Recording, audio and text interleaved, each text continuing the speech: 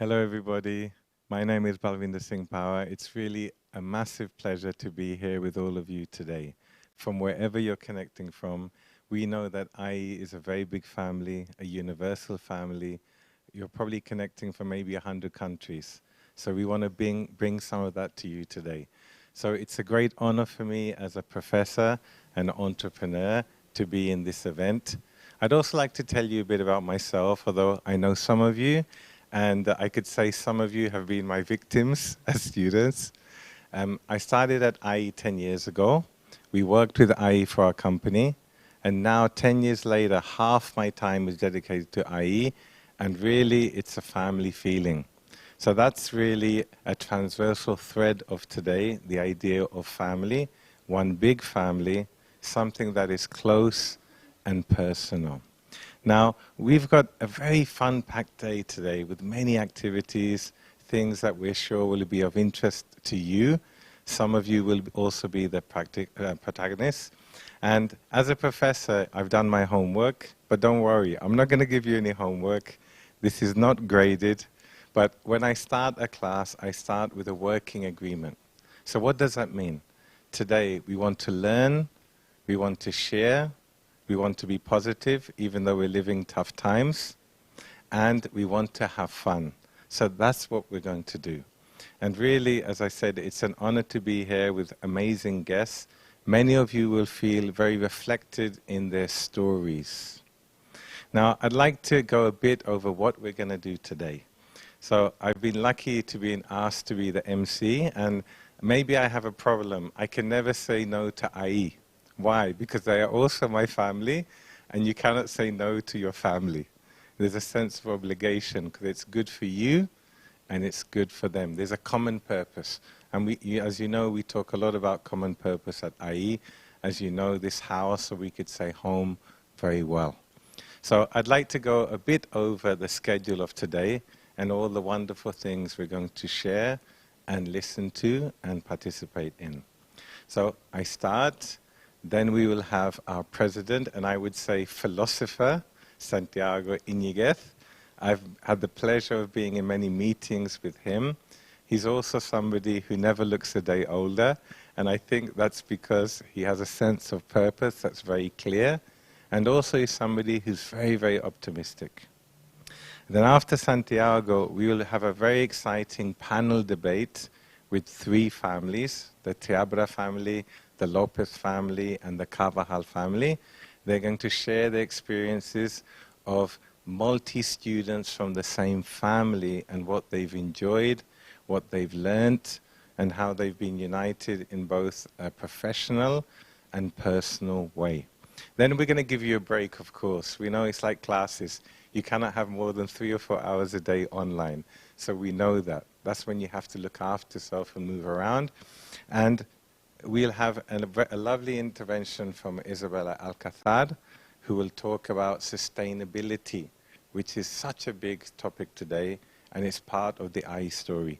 And I would say sustainability, not just about ecology, talking about sustainability of knowledge.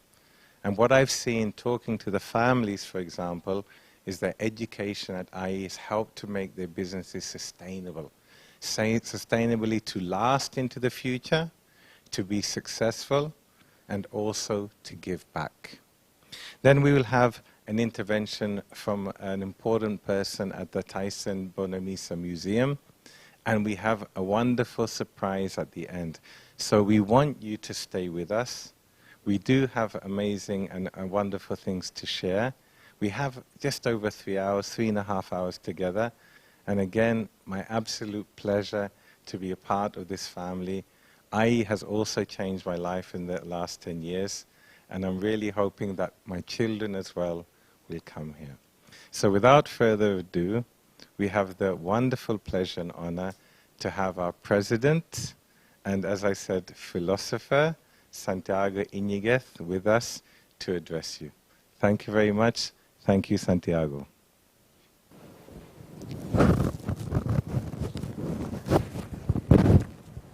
Thanks very much, Professor Vara, dear Balvinder. And it's my great pleasure to be here with you today. We are very grateful that you are sharing with us these hours of Friday. Friday is a busy day since I'm sure that you have lots of things to do, so I really value your dedication and your attendance to this session. I was preparing this presentation precisely following these requests, and I'm really grateful to the team at IE who have asked me to join this event and share my views on the strategy of IE, but particularly to the families of IE, given that it has passed some time and we currently have people belonging to different generations. I'm really proud many times to deal with the parents of our students who are in fact alumni of IE. And we are looking forward, the grandparents of our future students that will also come. So it's my great pleasure, and I'll be delighted to share with you some of our visions for the future of the institution. But let me just begin by sharing an experience of this very morning. I meet the students quite often. You know, I learn a lot from them. I guess that we professors learn as much as they learn from us, and sometimes even more. And this morning I was meeting with participants from different programs. I was amazed at the caliber, both intellectual as well as human, of our students. I was meeting a member of the BBA class who started 2 years ago. Originally, I'm not going to mention names, you know, because they reflect very impressive, lovely stories. But he has created already 2 companies, and he's only on his 2nd year of the BBA, which reflects this very entrepreneurial spirit that is so common to all the members of our community. And then I met one of the students at our Masters in Management who's also thinking about setting up his own company in China, along with some members of his class who belong to that country. So this is something which is natural at IE. Engaging in new ventures, thinking about creating value, launching new companies, and doing this with other members of our community, either from the same class or from other cohorts or from different promotions or with other generations. So let me then start by sharing with you what we think about the world today. You probably heard from us that we think the world is changing very fast. In fact, IE has always embraced change throughout the decades. We love change, as you will probably hear from our founder in a few minutes' time.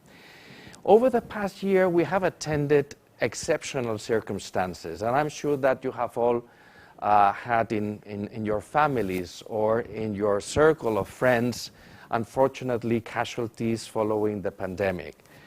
We have learned a lot, for example, in terms of the telework, and we were able to realize about the need of reconciling our professional duties with our duties towards our families and children and grandchildren. And in fact, we have learned a lot also in terms of how, from home, you can work also very efficiently, and you can actually keep the same engagement with your company or your institution. In my case, I've taught online. You're probably aware that when the pandemic was declared 1 year ago, we were thinking about jumping into hybrid formats very quickly.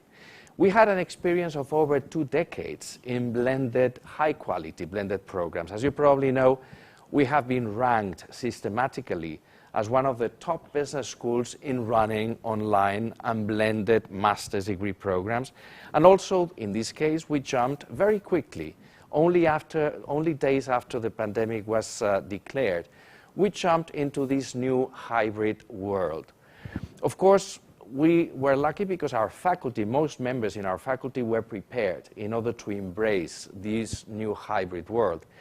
And what I hope is that our participants over this year have enjoyed the learning experience at least as much as the face-to-face one, although you can tell we all miss coming back fully on campus and returning to normality.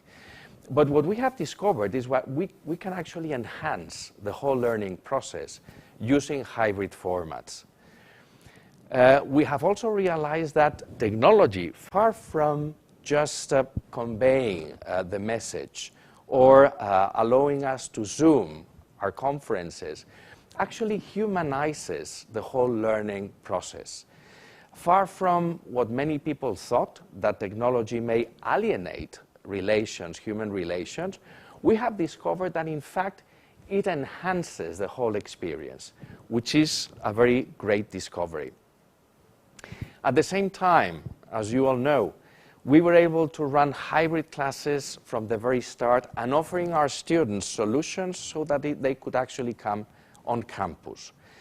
We have implemented lots of measures to guarantee the highest level of measures in order to protect the environment and guarantee that the IE University campus is the safest place, but at the same time providing access to all our students to their classes. In fact, we have announced this new methodology that we call following the circumstances in the environment. We call it liquid learning. And this liquid learning is composed of a number of elements that we plan to expand and elaborate over the coming years. Basically, three of them. The first one is live interaction, both physical or via video streaming. We have improved our skills in terms of video conferencing, and we plan to enhance even the experience on that format over the coming years. And our commitment is to continue offering these hybrid classes in the future in order to accommodate to the circumstances of participants, those who may be willing to launch their own companies or maybe attending their internships abroad or maybe traveling on professional duties and at the same time participating in class on remote. But there's also two other elements in the liquid learning experience. The second one is asynchronous interaction. We realize that the learning momentum goes beyond what happens in class. So we have experienced over the past 20 years the many advantages of running, for example, fora, where participants put into practice skills that are not often realized in face-to-face classes. Let me just put you an example, since I teach normally in blended programs that combine both face-to-face with online experiences. What we realize is that when you manage, for example, fora, and you interact with your students through this format, those participants who may be more introverted and less willing to be vocal, to participate often in class, they normally write more often on these fora. And normally, as many psychologists know, those introverted participants are the most creative and innovative, so their contributions are more than welcome. So by putting into practice and blending traditional classes with those asynchronous formats like fora and in remote interactions, we can actually develop more fully all the different skills of students. All these methods are also complemented, of course, with individual inquiry and discovery. And let me just show you some images that actually portray the whole learning experience. This is just an image of a class that took place during these past months. As you probably see, there's participants in class. The professor is using a digital blackboard and at the same time interacting with students that are attending on remote and also present in class. Of course, we did lots of investments to accommodate to this new environment. Things that could improve, for example, the sound or could enhance participation. But basically, the key element in this whole new methodology is that the faculty uses all these resources in the best possible way. Of course, you can imagine how stressful teaching under these circumstances can be. The professors are professors, and I will refer to them afterwards, but they have to manage all sorts of technological devices at the same time being entertaining and dealing with people in different places without backing them physically. So anyway, it has been a learning experience both for our students as well as for our faculty. Of course, on remote, the experience still lacks the same vividness that you live in place at the classroom. But anyway, we are also implementing new tools in order to enhance the whole interaction and the learning experience. You are probably familiarized, for example, with our WOW room, where I'm now standing at this moment. We plan to enhance this technology and, of course, use it more fully in the coming years. And this is, for example, just one of my classes on asynchronous formats in this fora style, where I can tell you the interaction between the professors with the participants and also, of course, between them is also extremely intense. And it shows lots of skills on the side of students. Finally, let me also mention a piece which is key, and it's one of our advantages as well, which is all the teaching materials that we are currently producing. We have a publishing, e-learning publishing, that is very active in producing case studies with digital formats, simulations, and other sorts of educational labs that has been awarded on a number of occasions. The latest award was actually this very year. These simulations, of course, provide more entertainment and gaming into the learning process, so the whole learning becomes even more effective. Let me just now share with you a video of our founder, Diego del Alcázar Silvela. Of course, having worked with him closely over the past 30 years and having been my mentor, I don't have words to define him, but he has provided IE with its entrepreneurial DNA. He has been the strategic soul of our institution. So what I hope is that you enjoy his words in this video. They are in Spanish, but with subtitles in English.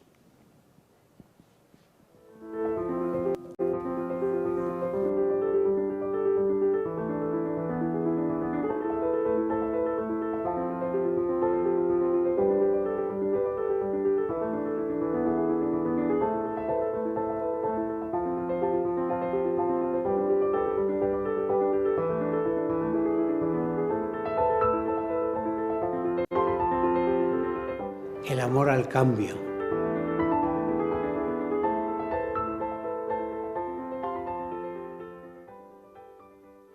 Yo creo que nosotros somos emprendedores porque no podíamos ser de otra manera.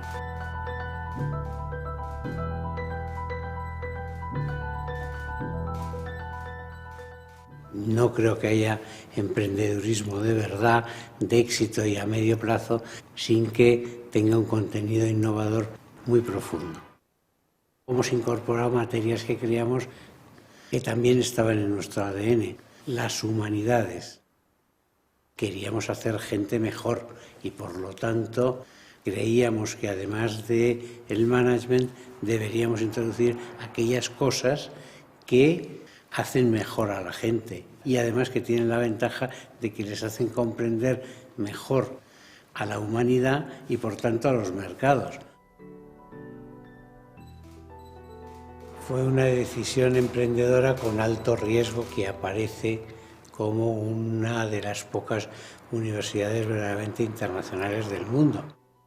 Queríamos estar en el centro de Madrid, que fuese una escuela urbana, que el campus fuese la mejor parte de la ciudad, desde el chalet original en María de Molina 13, a ir ampliándonos y ocupar 30 números de calle en esta zona.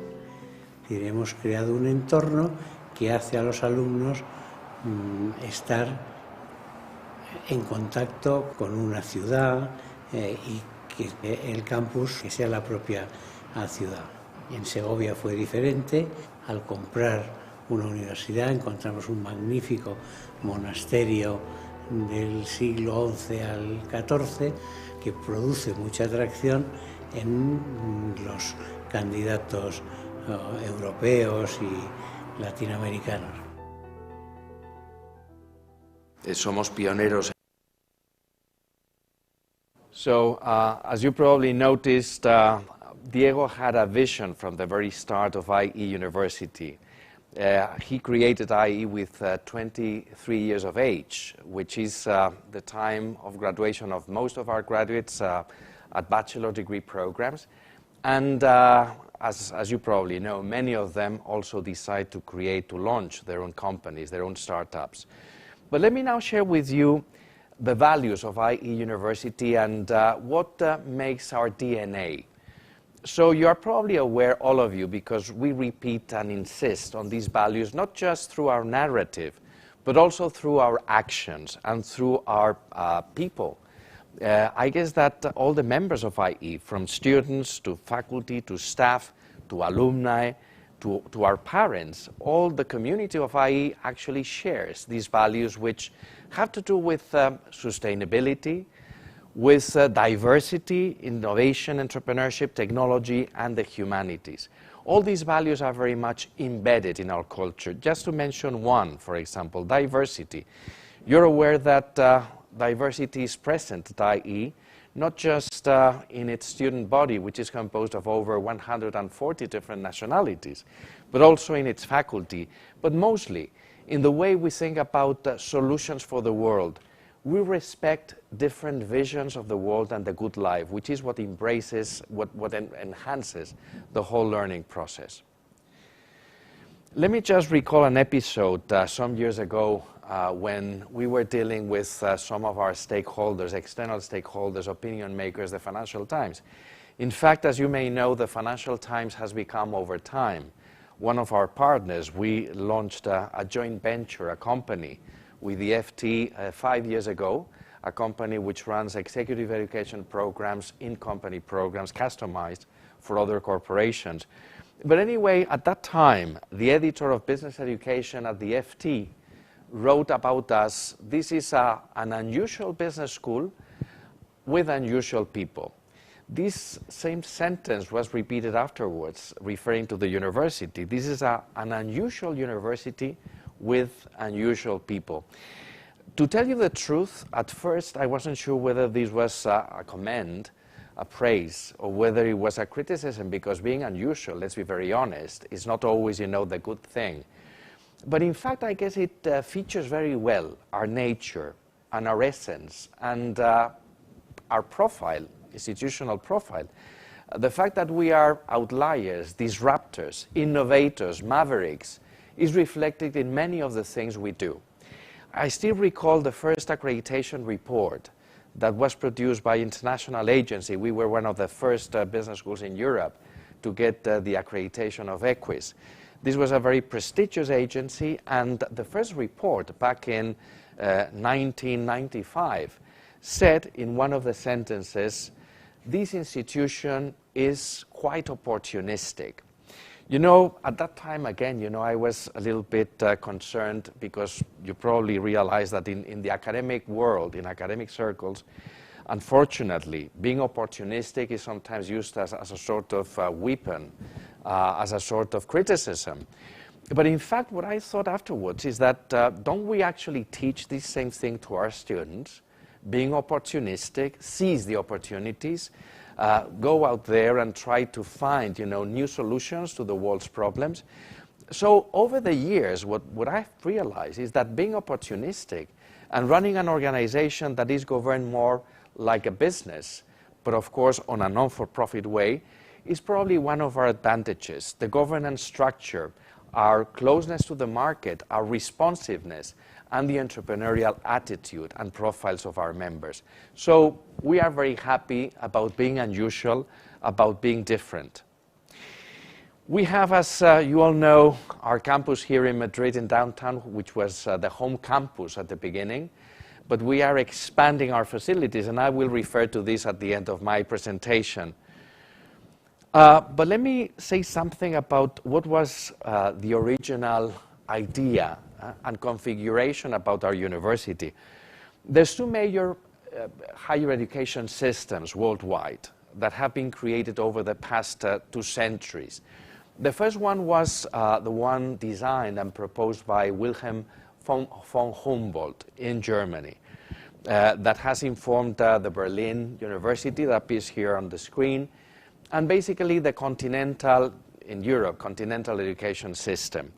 This is a system that means that all degrees are specialized and intended to provide the best possible preparation in order to graduate students that are employable. that can jump into their jobs quickly with a technical education, and thus it focuses mostly on professional skills. If you look at engineering schools, for example, you have to pick across Europe the right engineering degrees so that you become an engineer, mining engineer, or civil engineer, or whatever. So this is the European predominant system in the continent, from Germany to Spain. But there's another system that was prevalent in the US and moreover in the Anglo-Saxon world, which is the system that primes in the first cycle of the education of university studies. It enhances the general preparation. Those bachelor degree programs are based on what is called the liberal arts curriculum, which intends to develop in participants different skills. You may find there courses on the humanities, on history, on the arts. And only on the second phase of higher education studies is when you specialize yourself. So you get a first degree, which is more generalistic, and then on the second phase is when you become a lawyer, or even an architect, or take an MBA. So my question, the one that I actually raise at many of my presentations when I compare both systems, the continental one predominant in Europe and the American one, my question to the audience is, and to you now, which of the two systems produces more entrepreneurs? I guess the answer is not a rhetoric question, but you probably know the answer. I guess that America is the cradle of entrepreneurship, and that continent produces many more entrepreneurs than our continent. So what we intended from the very start was actually combining the best of the two worlds, providing an education that could actually produce very employable graduates that could jump quickly into their jobs, hands-on, but at the same time providing them with the best humanistic and liberal arts education. And this is why all our degrees across the different schools include modules on the humanities, because we believe, as Diego Alcázar was saying before, that the humanities grow much better people who are aware about the world, who realize about cross-cultural differences and about history, among many other things. So this is the sort of value proposal that we offer to our students, preparing them in their careers, but at the same time enhancing their humanistic skills. We have unusual students, following the quote from the FT, and I was mentioning the number of nationalities on campus beforehand, which are reflected in the many different flags that stand there in our commencement ceremonies. But we also run lots of events on campus. Unfortunately, this year, not many of them, as you can imagine, on a massive format, most of them happening online. But there's an activity every year that we call the Global Village, which gathers participants from all the nationalities on campus who share all their idiosyncrasies and ways of thinking about the world, even their gastronomical customs. You cannot imagine how rich is this experience. But I again insist, it's not just a question of the number of passports on campus, it's actually a question of embracing different ways of living, different options, different visions of the good life and the world. We also emphasize different intelligences. You know, traditionally, the educational system has put the emphasis mostly on analytical skills. If you look, for example, at the test that is used prevalently at most business schools across the world, the GMAT, as you all know, it enhances, it puts the emphasis on the analytical skills, the traditional IQ. But what we know, you all know, that success in life is not actually correlated, is not linked to analytical skills.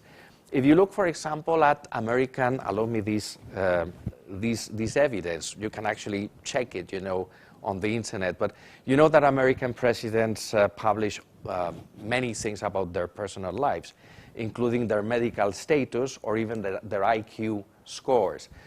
So if you actually look at the IQ score of the latest American presidents, you will realize that most of them are on the average.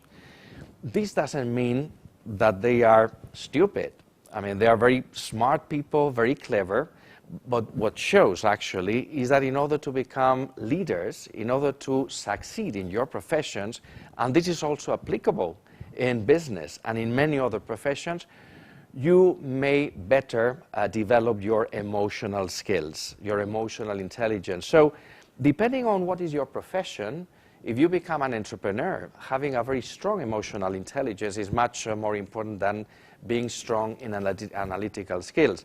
Or think about architects and designers. They may have a spatial intelligence, artistic skills, which are much more important than some other facets of your personality. Let me now pass to the faculty because, of course, on the one hand, you have to select the best possible students, but then unless you have a very committed, devoted faculty, then the equation doesn't work. So we have an unusual faculty because, as I normally refer, it's not just composed of gurus, people who produce wise knowledge. And I'm now looking at Valva.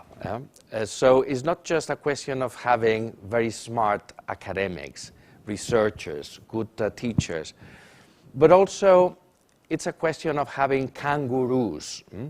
And let me explain what I mean by kangaroos. What I mean is people who are able to develop research and being good teachers, and they jump from research into teaching gracefully and quickly, and they also interact, again, jumping into the professional world and dealing with the top management at companies or with architectural firms or law firms or governments, and they perform at each of these three facets with equal excellency. This is what we call by kangaroos. We don't just want gurus on our faculty. We need people who can actually perform on many different facets with equal excellence. And let me now just finish my presentation by referring to another aspect of our uniqueness, which is our campus. Diego Alcázar was referring to our location in Madrid and our fantastic campus in Segovia, which provides probably a much better experience than the one that you may get at university cities like Oxford or Cambridge. But we have, as you know, this wonderful campus in Segovia, which is state-of-the-art in terms of technology, but provides a very nice place in order to study, to reflect, to develop your personality in the case of our young students. We also have a campus in downtown Madrid, which in the future will host our master's degree programs on María de Molina, and we have actually transformed the whole site and the surrounding places. And now, as you know, we plan to launch, to open our new campus very soon.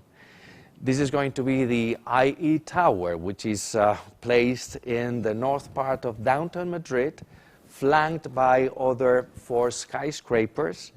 It's a state-of-the-art building, and you know, I've visited many other campuses abroad, and I can tell that I haven't seen anything of this sort. So what I hope is that next time you are in Madrid, you visit us, and you have the chance of walking through the corridors and the classrooms and the sports facilities of our new IE Tower. Let me share with you a video in order to realize about this fantastic facility that we will be opening very soon. At IE University, we have the power to foster positive change through education, research, and innovation. The IE Tower is a symbol of this purpose. We always aim for the top, constantly challenging expectations.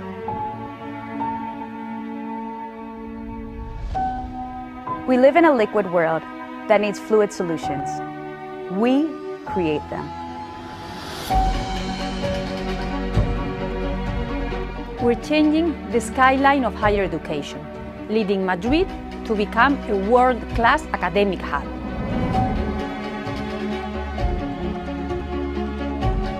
We keep building upwards, making our community stand out.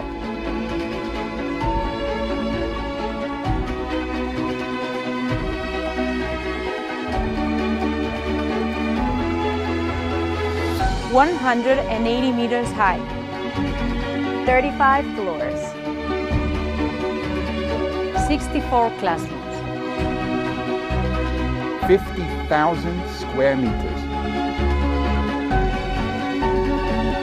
We believe that the IE Tower is the foundation from which to work towards a sustainable future for all.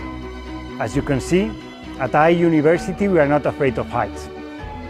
Join us in this exciting adventure. Right, my last words are, again, words of gratitude. So what I would like is to express our deepest thanks for your attendance today, but particularly for your support over the years. You know how to reach me. I'm probably in contact with many of you either through traditional channels or through LinkedIn. So don't hesitate to come, visit us, or contact me. Again, thanks very much and the best of lucks.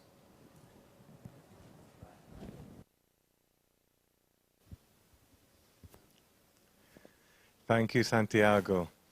As always with Santiago, we get inspiration, we get new knowledge.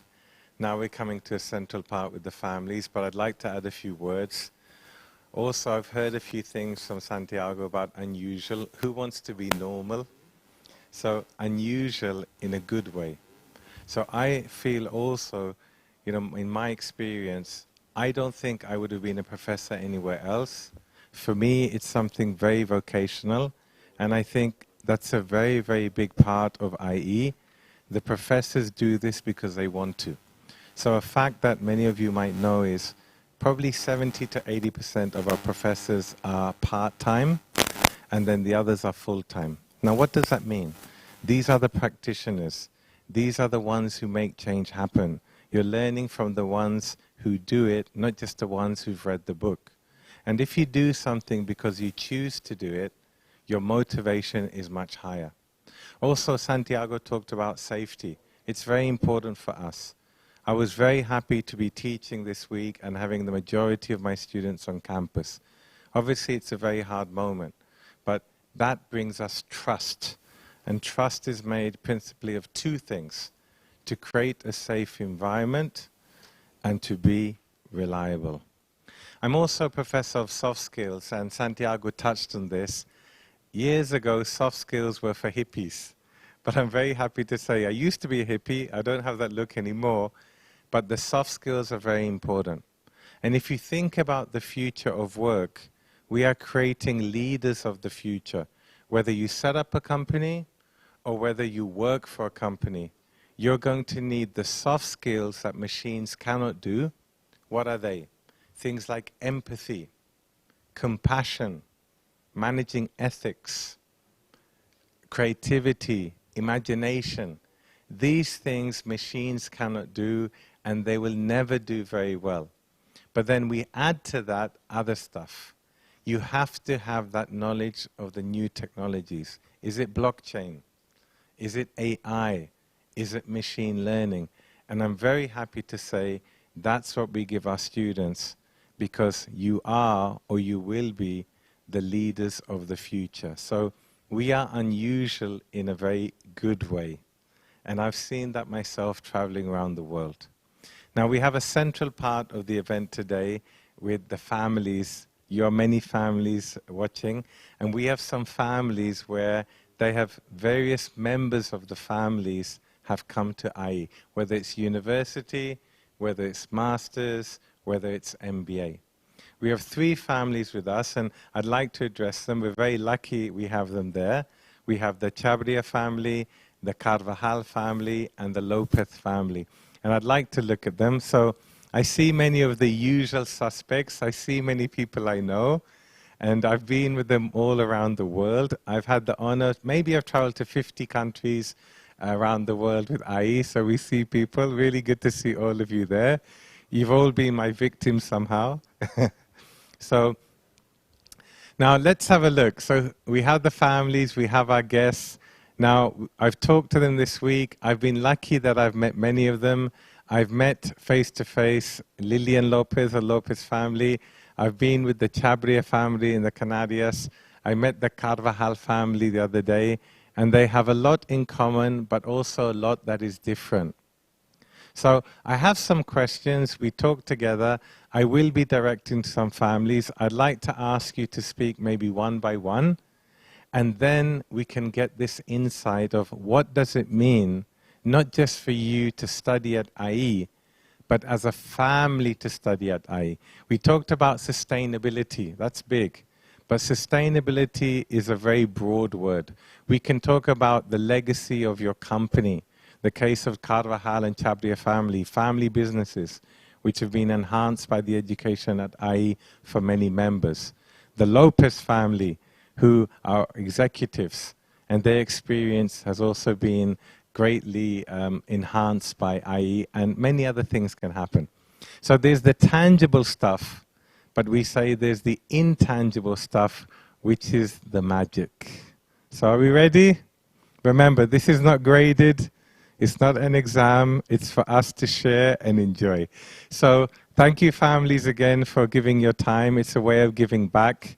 It does mean something to be a family. And you know, IE is very close up and personal. We really feel the family vibe. And I know myself, since I'm an IE professor, when I reach out to anybody connected to IE, I get an instant response because it's the family feeling. And on my CV, I've got working with astronauts, TV presenter, but when people say professor at IE, it's a big deal in a good way. So let's start. So we have the Lopez, Carvajal, Chabria. I'd like to start with the Lopez family, okay? Now I'd like to start with Lillian, who I see over there, okay? So this is a very special one for me because actually Lillian met her husband, Nick, on one of my courses. And I put them into a group, and little was I to know that they would get married. So we talk about that, i.e. the triple crown of certification. Lillian got the triple crown of getting her master's, getting married and getting a husband, and then getting a job at IE. So I think she's been very opportunistic in a good way, and she's got a very good return on investment. So let's start with Lillian. Lillian, can you share something about what does it mean to be a family that studied at IE with your brother, your husband, your father, and yourself? Thank you so much, Val. And I think we've been talking that, once Nick and I have kids, Val was like, your kids should be called Valvinder. And so we're still having that discussion internally in our family, but we're really grateful to that. And very excited to be here, of course, also with my family. And, we were talking about it this week and how much it means. And I think one of the things that we loved about it is, of course, we're connected because we're family, right? But I think one thing that has been so great and I think so valuable for us is that we've also connected as professionals. And so, we now, with my, my brother and my father, and then of course now my husband have been at IE, is that we really respect each other as the professionals that we are, and we share that experience that we had at IE. And just being really able to go to each other, not only for life advice, but also now for business advice or for professional advice. And so I think that wouldn't have been possible if it wasn't for, us being alumni at IE and having shared that connection. I think the other thing that has been so powerful for us is that IE actually internationalized our lives. And we, of course, have already, we're originally from Mexico, now we live in the US, but ever since IE, we've actually have lived in several different countries. And so, for example, Nick is Dutch, and we met, we met in the Mastery Management. And we lived in Madrid, we've lived now in Amsterdam, Boston, and now we're actually in New York. Same with my family, they've been in Brazil, in Spain, and in different countries. And so I think, again, that probably wouldn't have been possible if it wasn't for us having that connection to IE. Thank you very much, Lillian. Now, we are going to have a dynamic conversation mixing the families and views, but I think we have a right to pass it to your other half, Nick. So Nick, what can you tell us about the family experience, apart from the maybe unexpected return on investment? I mean, my return on investment, I would say, was even greater. I was just supposed to be there for 3.5 months, and it turned out to be 10 years and counting. No, I mean, the one thing that I would also just add is, I mean, for me, like Lillian, as she was saying, had already a much more international background. I think for me, that's even more pronounced with just being in the Netherlands, living my Dutch life with Dutch friends and Dutch family and whatever. And now having lived in several places around the world and having international friends literally everywhere. So wherever you go for a trip or wherever you want to go, like professionally wise, you have a network in place that is very valuable. And the other thing I would add is that what I like about the fact that we've done this sort of like as a family, although not in sort of like a pre-set up way. We just sort of all individually decided that this was the right thing for us to do. Although I'm sure with Lillian's, you know, brand ambassadorship of the IE brand, she got to convince her brother and father a little bit to choose the right school. But what I liked about it is that, like, for instance, Jorge Senior has done like an executive program which was very much focused on like positive psychology and positive leadership and stuff. And so whereas George was even before the pandemic doing the global MBA, and so was super well versed in sort of like how to do something like school or work virtually. And so I think we also sort of like pick individual pieces of the content of our programs. And you kind of sort of like, I felt like I got part of like the executive positive leadership program for free just because of like talking to Lillian's dad about it. And so those are some of the other sort of like benefits or great things about having done this as a family. Thank you, Nick. Wonderful. So it's good, you know, as a family, you all get the benefit of members doing a different program. So you get 5 programs for free. So that was a good comment. So that's a good investment. Now, we are going to continue with all members of the Lopez family, but I'd like to pass it to the Chabria and the Carvajal family. So I met the Chabria family a few years ago in Canarias. They have an incredible business. And even we were told that their business grew almost 5 times thanks to that extra knowledge from the IE education with the different members. But I'd like to ask them, what are the unexpected things that have happened? What are the surprises? So I'd like to ask one of the Chabria family if you'd like to give us some comments on that. What has it meant for you as a family to be members studying at IE on different programs?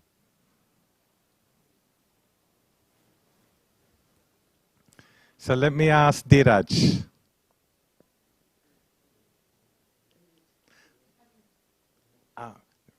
Okay. Yeah. Dheeraj, I think you're on mute. This is the challenge of life. Can you hear me now? Perfect, Dheeraj. Okay. So yes, I did my MBA in 2002, and in our family business protocol, we had to have worked elsewhere and have a degree, a career, in order to join the family business. So my brother and my cousin, my elder cousin Deepak, who is here with us, were part of the second generation, which were already in the business. And what I actually did is once I finished IE, I worked elsewhere in a retail supermarket chain as a financial controller. And 2 years later, I joined the family business. And of course, in IE, we learned a lot about strategy. And our family business was not professionalized at the moment. So basically, my income, my input to the family was to gather them and set a vision and set a path on how we need to grow as a business and to formalize the vision. Yes, so we decided to hire an independent board member. We decided that in X amount of years we were going to be not in the day-to-day of the operation of the business. If we wanted to make it grow and we could all focus on different businesses, we had to set a time frame for that. And yes, it was great because with the years, my cousins and my brothers, my sisters have done different programs at the IE, and the fact that we all share the same knowledge that we learned at the business school has helped us also to have a better relationship, a better vision on how to go about things and how to look ahead for the future. Thank you very much, Dheeraj. Now, we want to mix this up because the families are united. We're all united through our common bond through IE. So I'd also like a member of the Carvajal family. I'm just going to turn around to look. So I'd like to ask Bruno. Now, Bruno Carvajal. So the Carvajal and the Chabria family are families of entrepreneurs. And I have heard that it's helped them to professionalize the family, keep the members of the family inside the family. Even with the experience of IE, they've had that credibility to join other firms, to have a wider perspective, and then come back in some engagement with the family companies. So, Bruno, can you give us insight before we get to the other family members? What would you like to share with us? No, what I would want to say is, as a family, we've had a family business for more than 100 years. We place a premium in education. We certainly want to have the most educated family members so that they are valuable assets to the business. But if they don't end up working in the business, that they can also add value in different forms. And we also want to have the best shareholders, no? So I think going back to IE, about 8 family members have joined different IE programs. And I think it's been a great school. You learn a lot. You also end up becoming closer within the family members that join IE, just because you share the same experiences and you talk about what happened in Madrid, or you help each other, whatever, no? So I think it's been very valuable. And out of the 8 people who've joined IE, I think 4 or 5 of us are now contributing in different ways to the Carvajal business. Amalia, which is here, she actually works in the business.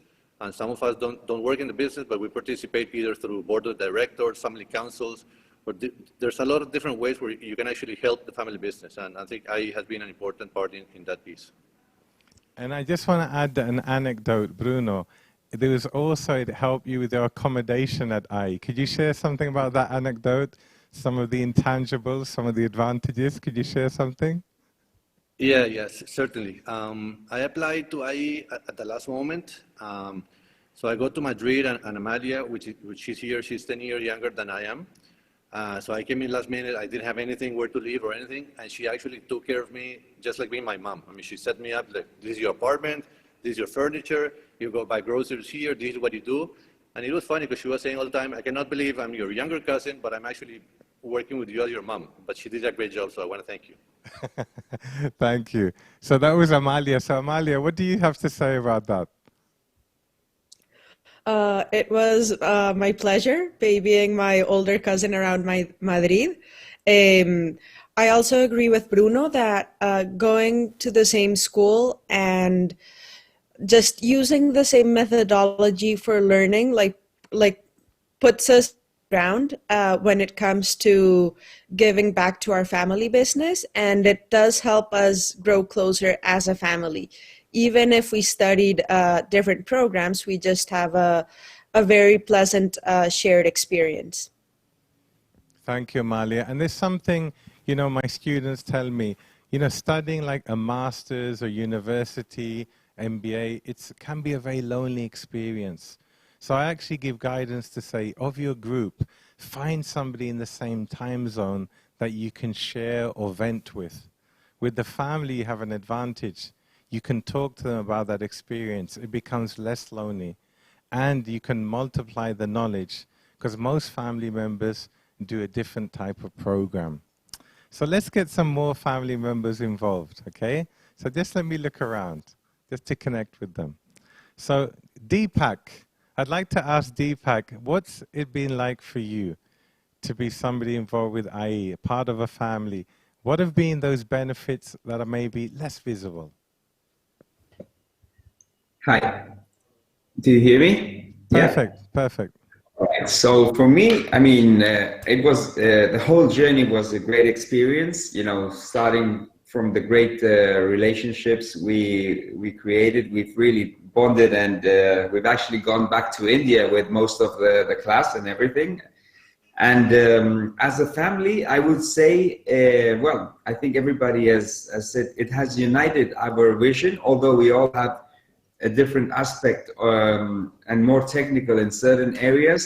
But I think we get a closer or a stronger, a more common ground on the big picture, and that has really been a big advantage that we've all studied different courses, different ages. But yeah, I think, you know, the big picture, I think it has united us a lot more, and also in some of the methods on how we work. So yeah, and it also has pushed us to be more entrepreneurial, although we already had it in our ADN. But yeah, that's what I think where we have really come together as a family. Deepak, thank you very much. So also, when we hear about family firms, it's like startups. I know that years ago they told me 20% of students at IE set up a company, and some of them survive. With a family business also, passing down to another generation can be very complicated. But what you have to do is to professionalize the business. So that's a very strong message. Having that top-notch education and experience helps to professionalize.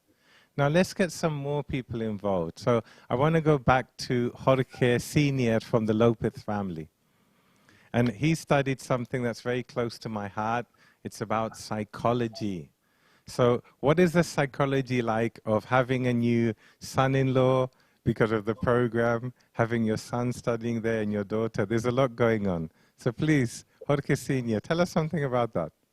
Sure.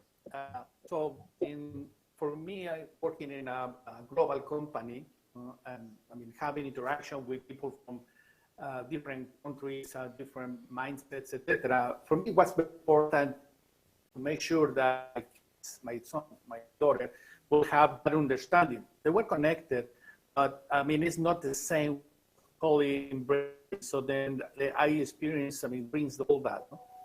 And then in my the massive and positive strategy and positive strategy and leadership, which was very relevant for my job, but also, I mean, using positive psychology and being able to transmit, to influence people, and especially even Nick, it was not very easy, I can tell you, but Lillian, my daughter, and my son was very, very relevant. So very pleased with that. No?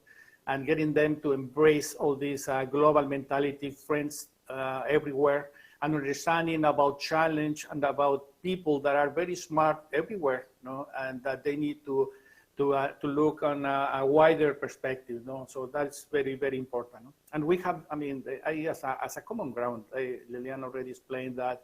I mean, we share a lot of things. We talk to each other about what needs to be done, what we can do professionally, etc. So very pleased with that.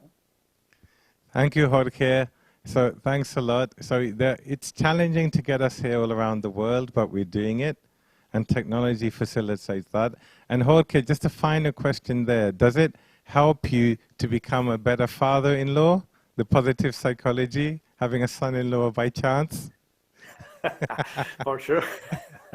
Yeah, no, I mean, that helped me a lot. And also I think that I helped Link a lot. I mean, sometimes he doesn't believe it, but now he's getting on board. Maybe, if I can hear this right, you might start a family business together. We can do some brainstorming about that. You have all the elements. You have the trust, right, and you have the diverse expertise. Perfect. Right. Now, let's get to Jorge Jr., who's also here. What about for you? What's been this experience? How has it been unique to be a family studying at the same institution? Yeah, so I think for me, I was the last one. So I guess I had 3 people coming at me of like, you should go to IE. So it was, got a little bit of pressure, but it also means my sister's doing a good job of recruiting. But no, I think it was great. One of the things that attracted me to IE, which I'm sure with a lot of people is the, the global aspect of it. I was bouncing around between MBA schools here in Houston, where I live, versus IE, and weighing the pros and cons. And for me, going to a school maybe in Houston would have really just stuck me in Houston or in the industries around Houston. But with IE, I would have gotten a more international experience, get to meet people from different cultures, and that's just what attracted me more to it. So that was what I wanted to go with. And after talking, I talked with my dad and my sister a lot about the pros and cons for both. And they told me about their experience and how much they enjoyed it. And I see my sister and Nick, still hanging out with their friends from their MBAs from, almost 10 years ago. And I wanted that for myself. And then also the part that I was able to do that I liked was that IE was allowing me to do virtual and still work, because I wanted to be able to apply what I was learning during my MBA while I was working at the same time. So that was also a big part of the program that really attracted it to me. And since then, I've made friends, and I think the online part of the global MBA made it great because it keeps you connected with everybody. I'm still chatting with my MBA friends, almost every day, and the MBA has been over for about 6 months now. So it's still an everyday type of thing, and love hearing from them. So that's the big part that's been huge about being at IE. No, thank you, Jorge. And that's important. We found that the students on the blended programs have longer term relationships because what they live after the program is the same as what they live on the course. They see each other occasionally, and then the rest is online. So those relationships are also very, very sustainable. And I also hear students say, look, if I study where I live, that's an easy option. Why don't I do something different? And we talked about the global presence and the global connection. So let's have some more comments. We want everyone to share. We're lucky to have a large group of the members from the Carvajal family. So I'd like to ask also Isabel. So we have Isabel, also Elvira, Amalia. Isabel, what would you like to share about the experience? What was it like for you? I think it was a great experience. The international part was just amazing. And adding to what was said earlier, I came from a social science background, so I had never done anything related to business. I had studied political science and history, and I knew that we had this family business, so I had to learn something about it. I did the international management, and as my sister and Bruno have mentioned now, although I'm not working at the company, I'm participating at a board level, and it's been really great. So it opened like a new door for us to be good shareholders and also add value to the company that's been for more than 100 years. So it was absolutely a wonderful experience. Thank you very much. So being involved in the business, having new opportunities. There's another subject we'll talk about. We know also as families, you're also giving back. I'd like to ask Elvira. So Elvira, what would you like to share? So my experience was similar to Jorge Jr.'s because I had kind of the pressure of a lot of my family members having been IE alumni. But no, just kidding. I didn't have the pressure, but I saw what they lived and I saw their experience and how they enjoyed studying at IE, how they kept in touch with their friends. And similar to my older sister, to Isabel, I didn't have any experience in business. So I wanted to have like the best of both worlds, the business side and the creative side. And I saw about the different programs IE has. Apart from the business school, that's what you most hear. And in my family, I think most of them come from the business school. So when I started to get into the different programs, I ended up studying the mastery in customer experience and innovation, and I had an amazing experience. One of the best aspects of it is the connections you make and the friends you make for life. I only know them for 3 years, and I feel like I've known them my whole life, and they have really helped me in my professional experience and in my personal life, even after graduating. So definitely it has been amazing. And also, I was part of the family business club. So that helped me also to come back to Colombia and being able to contribute to the family council and to the family business as a whole. Thank you, Elvira. And I have another question. You talked about the pressure. Was there any competition regarding grades? You can tell us. We won't tell anyone. No, thankfully, I wasn't in the business school, so my program was very different. And no, we didn't talk about grades at all. And we didn't have similar professors, but we did talk a lot about, especially with Amalia, that was my younger sister that was recently there. We had a lot of talk about just living in Madrid and the whole experience of being in MM31 and just like the IE aspect of it. Thank you very much. I'd like to pass it on to the sister, to Amalia. So what has your experience been like? And also your more recent graduate, what's been going on for you? I think the experience was very enriching, both academically. I also come from a business / humanities background. So having this 360 on business is very enriching. And you learn as much from your professors as from your classmates, because we also come from very different backgrounds. So the same problem or issue, discussing it in class, you could see it from a financial perspective, human resources, PR. So it gives you like an all-around perspective. The global aspect is also amazing. Like my sister said, you meet people from all over the world and you make really close bonds. And years afterwards, we're still in touch just to talk about life in general or specific issues or daily problems you face professionally. You have like a very solid, good network of friends to fall back on. And I think also Madrid is a very nice city to live for a year or a year and a month like I did. The weather's amazing, the food, friends, there's so much activities that you do with your IE friends that serve as bonding opportunities. So also, yeah, definitely being right in the middle of Madrid is a great plus for IE. Thank you, Amalia. I agree with you. I've lived in Madrid for many years, but there are many distractions. It's hard to focus.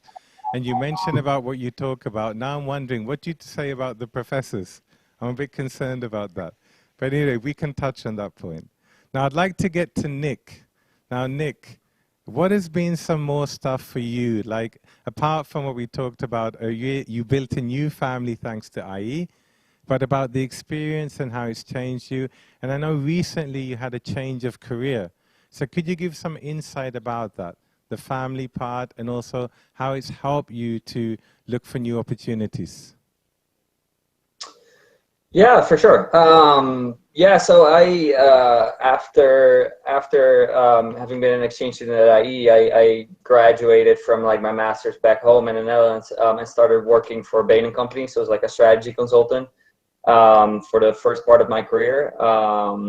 I recently, in November or so, decided I had enough of the consultant life and was looking sort of more for something that I really wanted to do. And I think I mentioned in this before, it's the positive leadership piece, but also just in general, being able to discuss with Jorge on like, you know, what is it that you want to do in life? What are sort of like, you know, the things that really energize you, or you know, him having been like an executive at 3M, he was really been able to sort of like give me good insight into like, you should be doing something that you really love, and you know, if consulting is not for you or any other job is not for you, like you should just go after what it is that makes you tick or that you feel like you're getting excited about. And so I think some of those conversations which I had with Jorge, but also with Lillian, obviously quite a lot actually, about what it is that I want to do with my life.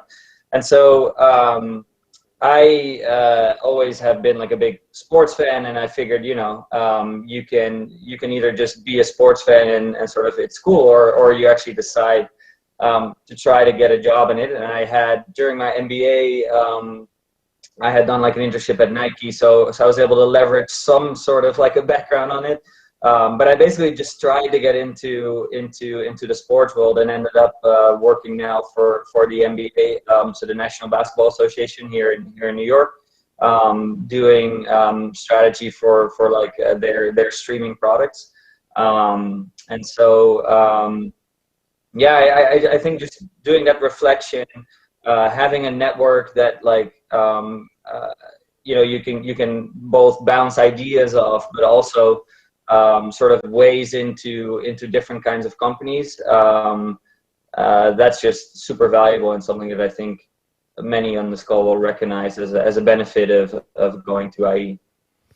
Thank you, Nick. So I can also hear that, you know, obviously a top-notch education gives you that credibility and strength and confidence, but also the fact to share with your family members who've studied at IE, they have that criteria and knowledge to give you insight.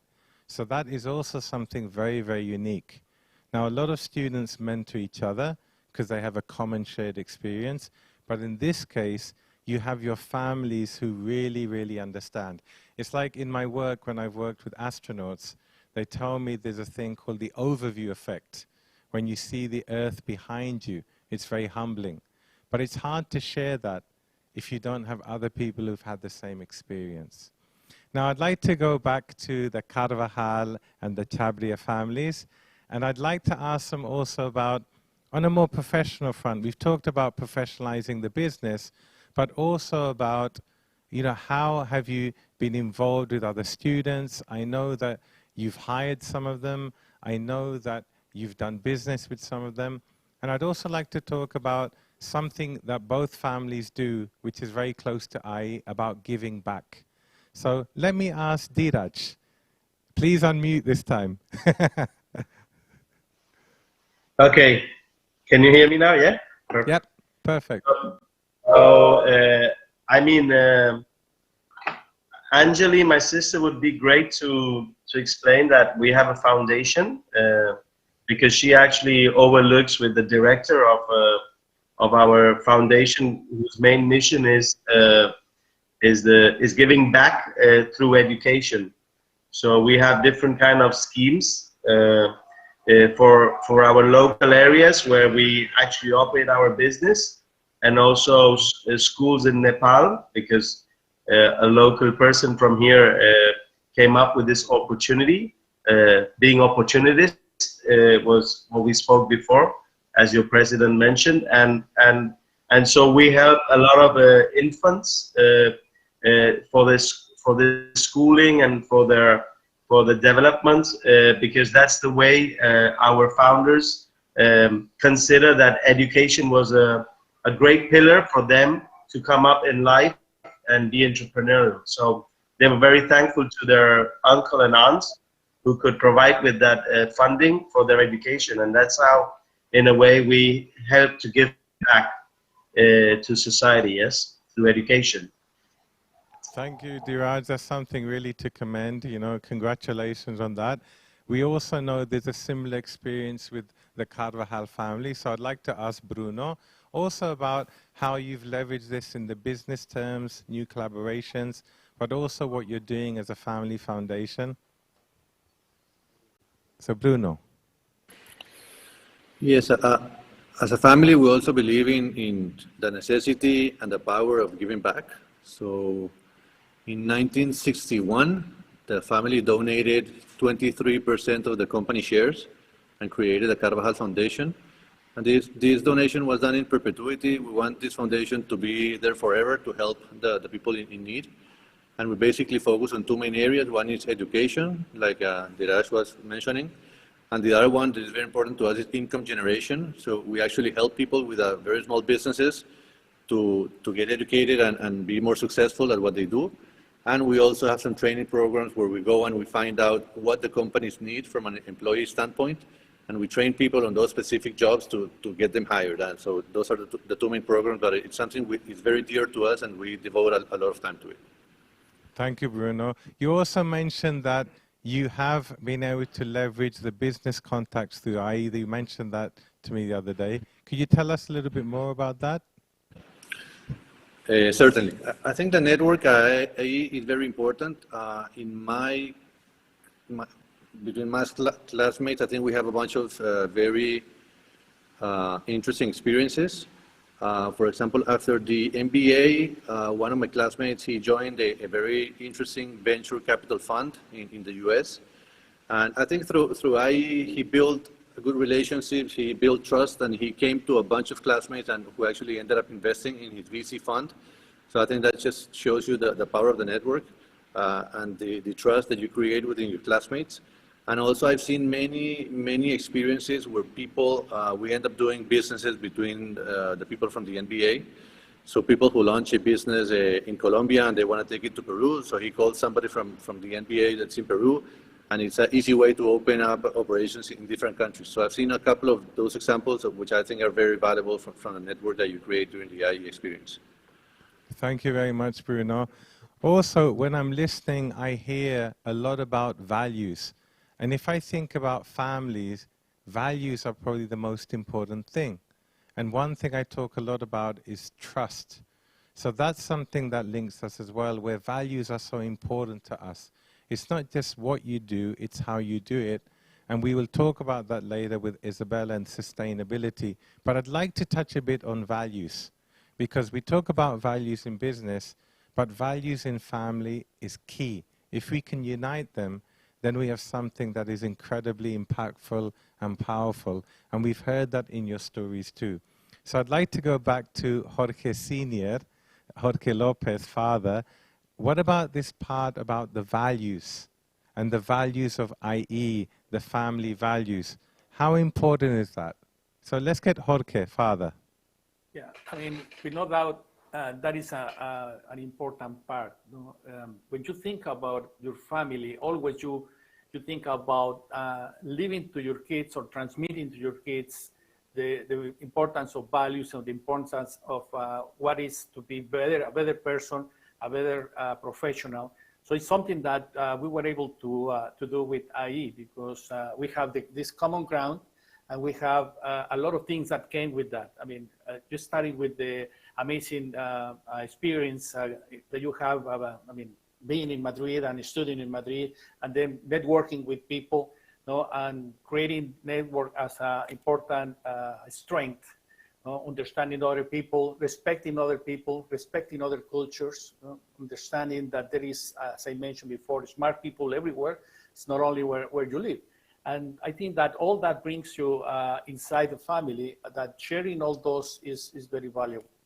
And then what you have mentioned from us is that, I mean, we relate each other, we communicate each other on what are our thoughts, what are our challenges, you know, and then we share and respect those ideas that will bring us better. So that's where I see that very, very important. Thank you so much. So those values of family. Talking about values, and we heard that from the Chabria family, I'd like to ask Anjali to talk about that, about the values, about the impact, how values connect families and business and education. So please, Anjali, please share that.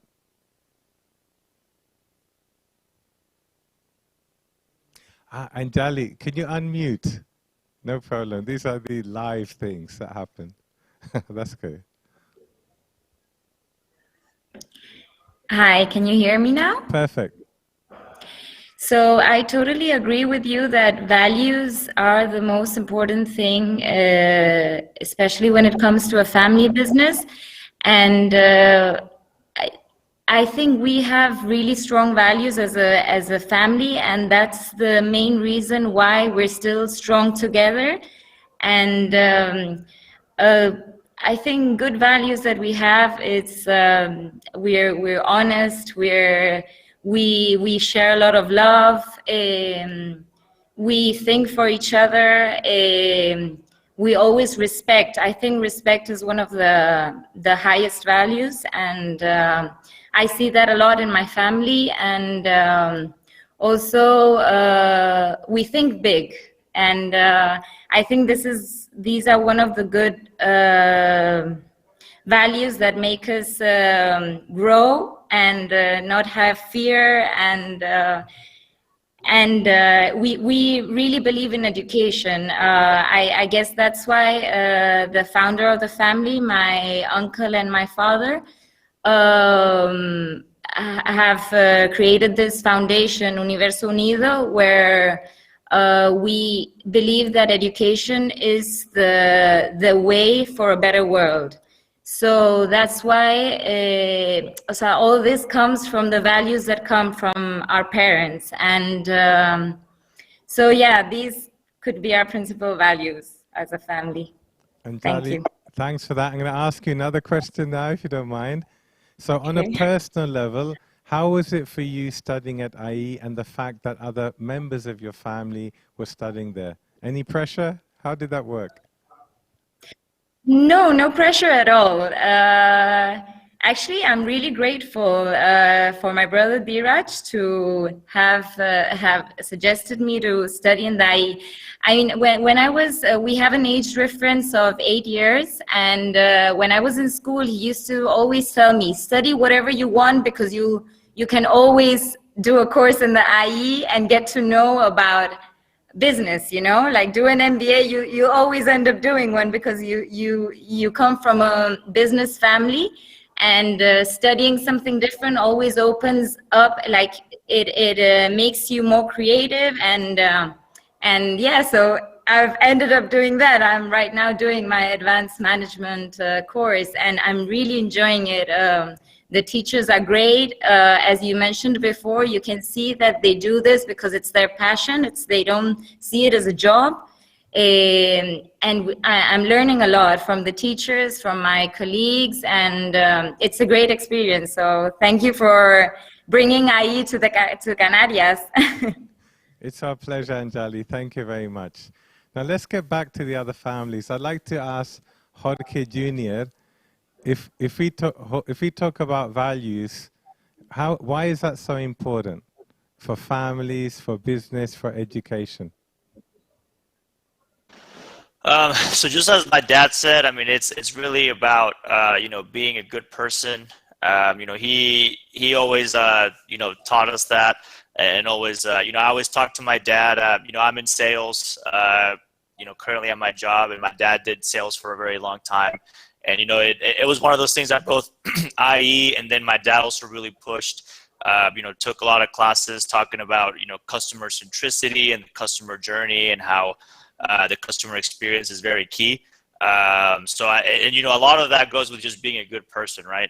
Which translates, I mean, if you're nice to people, if you're responsive, if you're willing to help, and you know, do as much as you can for them, you know, just in general, just, you know, normal people that you're around all the time, your family, but also the people that you work with and your customers, then that really goes a long way.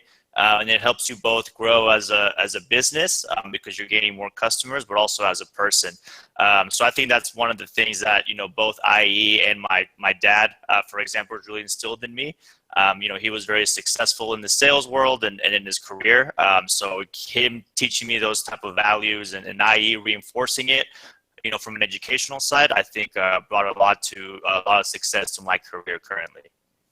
Thank you, Jorge. And, you know, we talk a lot about, and, you know, admissions say we're looking for well-rounded people, or people who will contribute and become well-rounded. So one thing is the education, another thing is the attitude, and then how do you want to make a positive impact? So let me get back to the Carvajal family. I'd like to ask them. I'd like to ask, again, Isabel, what about values in business? What do we think about that? Well, in our family company, like, values are very, very important. In fact, whenever we meet every 2 years, it's one of the main things we discuss, and we discuss it not only among, like, adults, but we also try to start discussing the values with little kids. So since 4 years old, we have like a summer camp, and we start discussing and trying to teach them about the family's values. So that's very important. And as everybody here has mentioned, I think that having a family, a common thing, for instance, all of us who went to the IE and everything, I also think that helps. Like in a family business, the more things you have in common helps to maintain the family together, even in hard times. And that's what makes family businesses many times last much longer than a traditional company. Thank you. I'd like to ask Elvira, what about that? Values, future of business. What do you think about that? As my sister said, I think that is one of the aspects we reinforce the most in our family members. We try to make it intrinsic in us to know about the family values and how that applies to the family business, and to live them not only in your personal life, but also when doing business, even if it's outside of our company, because we carry the name of our company and we have to protect it. And as my sister said, we try to reinforce that since the beginning, since we are young. So I think that is a way to make it easier for us to live by that standards that our grandparents did, and how to make it last in the future, and how to make the company sustainable, not only in the environment aspect, but also in time. Perfect. Thank you so much. Now, I'd like to ask Amalia as well, something more specific. What is one thing that you take away particularly from your education at IE?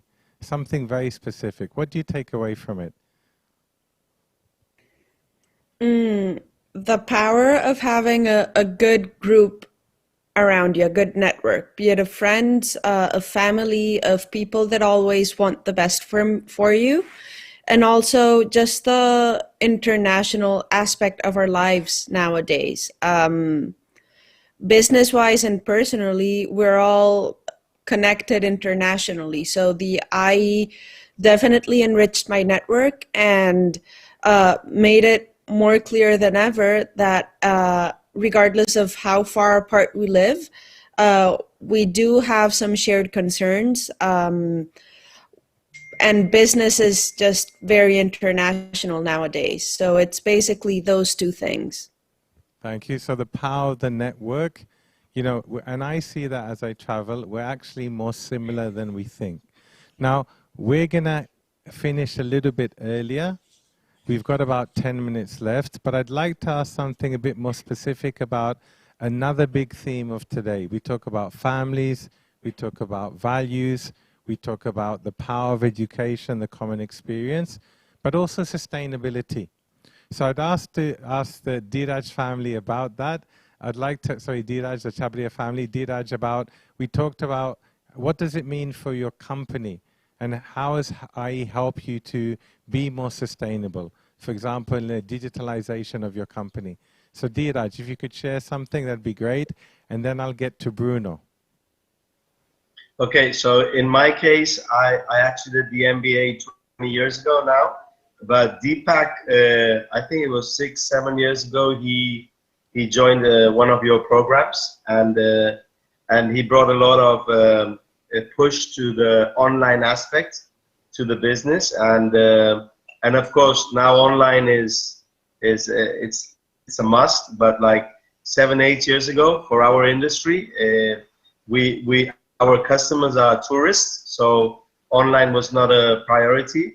But in that case, Deepak was always very eager after having coursed IE and having updated all his information on how markets are working and emerging. He was very pushy on that aspect. So yeah, we've been a leader in our segment with the online. But it's also true that now we're working on no paper. So we want to work with digitalization of everything to do with documents. As in terms of sustainability, also, you see, we're not very focused on growing fast or being the first one to reach the race. We as a family business. I don't know if it's because we're a family business, but we're not. The word is we're not hungry to grow at any stake. You know, it's you have to be. You grow and you consolidate. You grow. You consolidate. So I think IE doesn't teach you that you have to go and conquer the world and you have to be extra aggressive in terms of values. So sustainability is also about on your vision, on of course you have to work hard, and that's something I need to mention about IE. So what most IE gave to me as a person is the capacity to work. I didn't know where I was getting into. It was my university director who told me, okay, you finished, and now before joining the family business back in Spain, back in the Canaries, you have to go to Instituto de Empresa. And I'm like, okay, I had no idea there was so much pressure with work, how to deal with timing. You know, I did the full-time MBA. It was really tough. But that gave me a sense of capacity, which if today someone asks me what I'm best at is I love to work under pressure. So you can give me loads of work that I can deal with it. So that's something has helped. Thank you much, Dheeraj. And you mentioned Deepak a lot, so I'd like a bit of his insight on that. And also I know the more harder you work and you have habits, the more productive you can be. So it's also about getting those habits. And I think adding an extra layer of education to busy lives makes you a lot more efficient. So I'd like some words for Deepak, then we'll pass to Bruno, and then we can have the break. So please, Deepak, could you share something with us, as you were named a lot? Thank you, Banti, for the publicity. Well, basically, well, my part in the company, I started very young. When I was 17. I didn't actually believe in startups. I knew I was born, you know, in a family business. I was very commercial. I was selling my tennis rackets and torn socks since I was 12. So I didn't actually think I had to study. But what I did really learn from the MBA was to actually, you know, look at the big picture, you know, and that is something which I've always been keen on. Like, don't look what is going to happen in the next 2 years, but what's going to happen in the next 5 years. And since we are living in an island and isolated in somehow, I think you know, the online business, the e-commerce, everything to do with offline. So we really worked hard on being very, you know, on the top of the spear in that sense. And now with the, you know, without tourism, it has really helped us that we actually took the step 5 years before our competitors have. So that's basically one of the key points here. Anything else? Yeah, thank you, Deepak. That's great. Remember, it's not an exam. This is not graded. You've worked hard already. And we know that in the world we're living, and it's what's happened in COVID has been terrible. We've lost a lot of people, but it's also accelerated change. And that's the theme talked a lot about Santiago, and we have to accept change, although we resist it. So what could last for 10 years before, today might last just 2 years. So we have to step up. We have to be fast as an institution, i.e., as business people, and as a person in this world. So I'd like to leave the last part, a few words from Bruno, also on this subject of this very important value that is very key to all of us. We don't want to go back to a polluted world. To Bruno. So please, Bruno, what can you tell us about those values of sustainability? Thank you, Val. I think sustainability nowadays is key. No company can survive if it's not sustainable.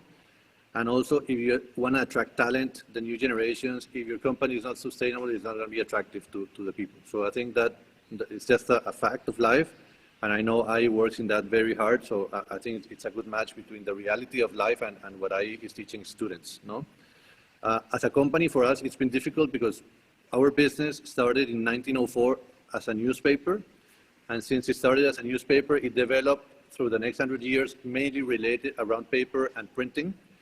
At some point, we used to produce the yellow pages for all of Latin America.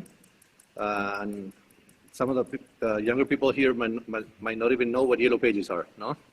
It used to be a phone book where you looked at companies. But then something called Google came up, and it was pretty hard to compete against Google. So our company has been reinventing itself for the longest time. And now one of the migrations we did was into packaging, but now a lot of that packaging is based out of plastic. So we're right now reinventing ourselves, doing a merger between the company that produces paper and the packaging business to switch a lot of that plastic-based packaging into paper-based packaging. It's going to be a lot more helpful to the environment. So, like I said, it's a key, sustainability. It's not more a luxury, but it's a necessity, and it's something we all need to work on. So I think it's really important. Thank you very much, Bruno, and thanks to all the family members for not just your experience at IE, but what you're doing in the world and very positive impact.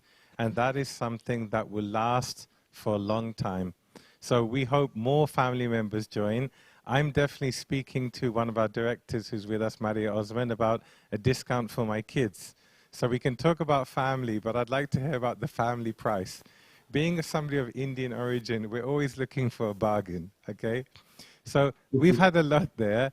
We've heard the families, we've heard Santiago, we've shared a lot of valuable insights which are less obvious, more intangible. Now we have a lot of exciting things happening. What we'd like to have a 10-minute break. Please don't go away from your seat, but please move around. Make sure you have a glass of water, a cup of tea, whatever you want, move around.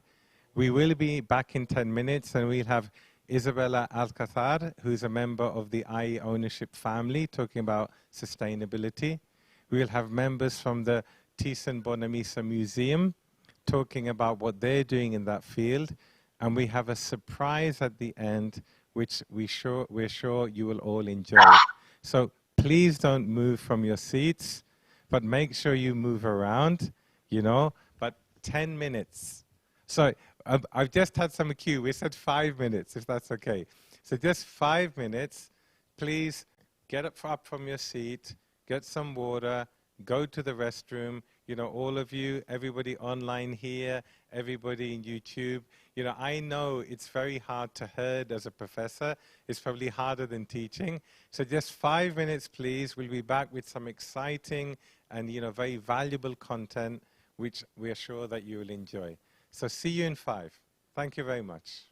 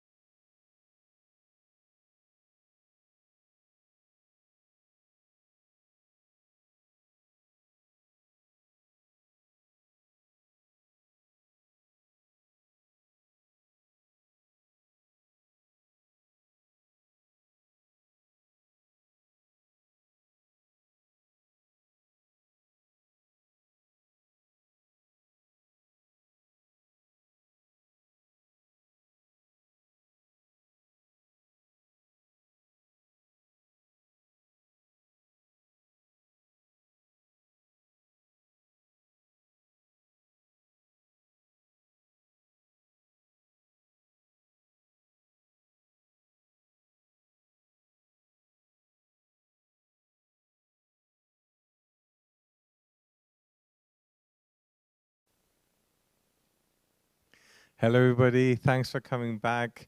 You know, hopefully you've had a little bit of a break. We also don't want to take you away from the exciting things we're going to share. So thank you for everything that we've shared and you've listened to about families, about values, about innovation, about accepting change. We talked about sustainability in a very broad way. We talked about family legacy. We talked about return on investment. But very important is the ecology and the environment. And I is taking that very seriously from the core in the content and the way we do things. So we have the fantastic honor of having with us Isabella Alcazar, who is the Global Head of Sustainability of IE, who will share some important words with us. Thank you very much, Isabella. The floor is yours. Thank you very much. Can I call you Val? I always call you Val. So, and thank you also to all of you that are here with us today in this University in Common event. As you know, we're in the Wow Room in Madrid, and I can see because of the flags that many of you are coming or are watching us from different countries, different time zones. I'm sure you're used to varying weathers, different climates, different from the ones that we have in Spain, that you've been raised as part of different cultures, each of you with your own beliefs and values. And still, here we are all, because we are many diverse IE families inside one big united IE university. This is something we are insisting on throughout the evening, I think. So So I'm Isabel Alcázar. I'm Global Head of Sustainability at IE University, and my role here is to contribute to transforming IE into an experiential place on sustainability. But I'm also an IE University family member in other ways. For example, I'm an alumni. I graduated from my Master in Biotech Management 11 years ago already. And most importantly, as we're talking about families, I've been coming to IE University since I was born, because actually my father is the founder of the institution, and we used to come and play in the Maria de Molina garden during the weekends. So I got this image from my family album and shared it with you. I thought it was a nice thing as we were all talking about families. So as you know, the institution has been growing over the years. We have been integrating people. Santiago talked about this earlier on, integrating people from different backgrounds and cultures. And at the same time, all of these peoples had a strong sense of belonging to IE and the firm purpose of making positive change through education, research, and innovation, because it's our purpose at IE University. We care a lot about what happens here and how we impact our students and help them thrive in their professional careers is important, but we want them to do also and to contribute to a better society and to the maintenance of the natural ecosystems. There are many things we want for our students, I think. So we have an ambitious project, and we want to succeed and transform the university in a model in sustainability by 2030 or even sooner. And for this, we've organized our 10-year challenge. We will be having one challenge per year, and the challenges will be going around social, environment, and economic issues of the broad sustainability agenda. Why do you think we want to mainstream sustainability into all aspects of the university? Do you think that sustainability is a trend, or is it here to stay? So the transition to a low-carbon economy and the achievement of the Sustainable Development Goals present both a challenge, but at the same time, an enormous opportunity. Over the last years, and especially over the last decade, we have seen how governments have become the sustainability drivers, adapting public policies that promote and encourage businesses to behave responsible and in a sustainable manner. We know that not all the countries are moving at the same pace, but by ruling, regulating, and legislating, the governments are able to accelerate this transition. Tackling climate change and also being socially responsible is widely recognized as a fiduciary duty across all sectors. And we know that the transition has already begun. So when we talk about sustainability, when we talk about how sustainable is any initiative or activity, let's say, we talk about 3 metrics. ESG, everyone's heard about this, but maybe you don't know what they mean, no? Or what are they talking about. So E stands for the environment, the environmental criteria. How am I impacting in the environment? This is very important because we impact the environment every day. And maybe in my job, if I work in a manufacturing facility that is discharging dirty water, or if I'm part of a government and I have to decide land use policies, or as a consumer, maybe, what are my choices? Shall I choose efficient energy or regular one, no? So E is very important. S stands for social criteria. How am I impacting the people? And this considers racial diversity, gender diversity, and also thought diversity, which is important to be inclusive. It's also about how are the people in my organization paid. The lowest rank of the organization should always have at least a livable wage. And this includes the supply chains, because many times we think that supply chains as they are in other countries, it's not my problem, and that's important. Then we have the G, that stands for governance or economic criteria, I would say. How am I impacting the community in which I operate? It boils down to integrity, basically. How are my processes clear and transparent or not? So these 3 metrics can apply to almost anyone, even if I'm acting as an individual or as part of a wider community or organization, private or public, no matter.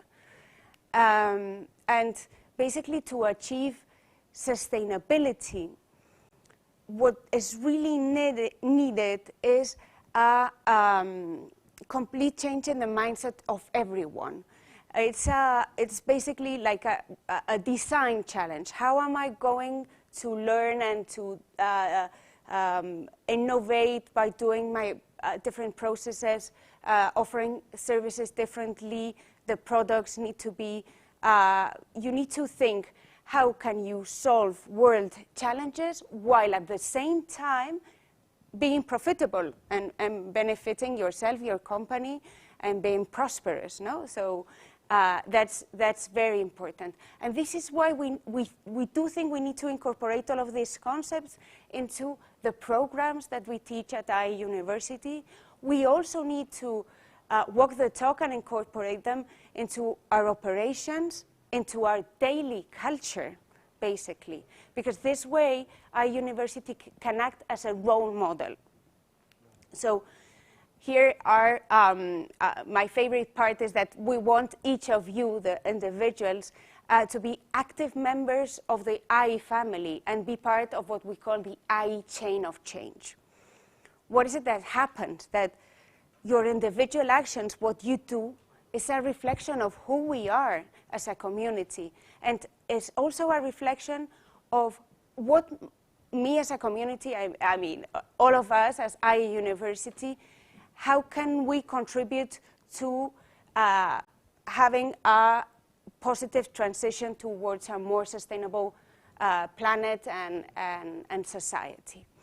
So, well, basically, just just by being here today, I think that you are already part of this, you are already being the change that you want to see in the world. So thank you very much.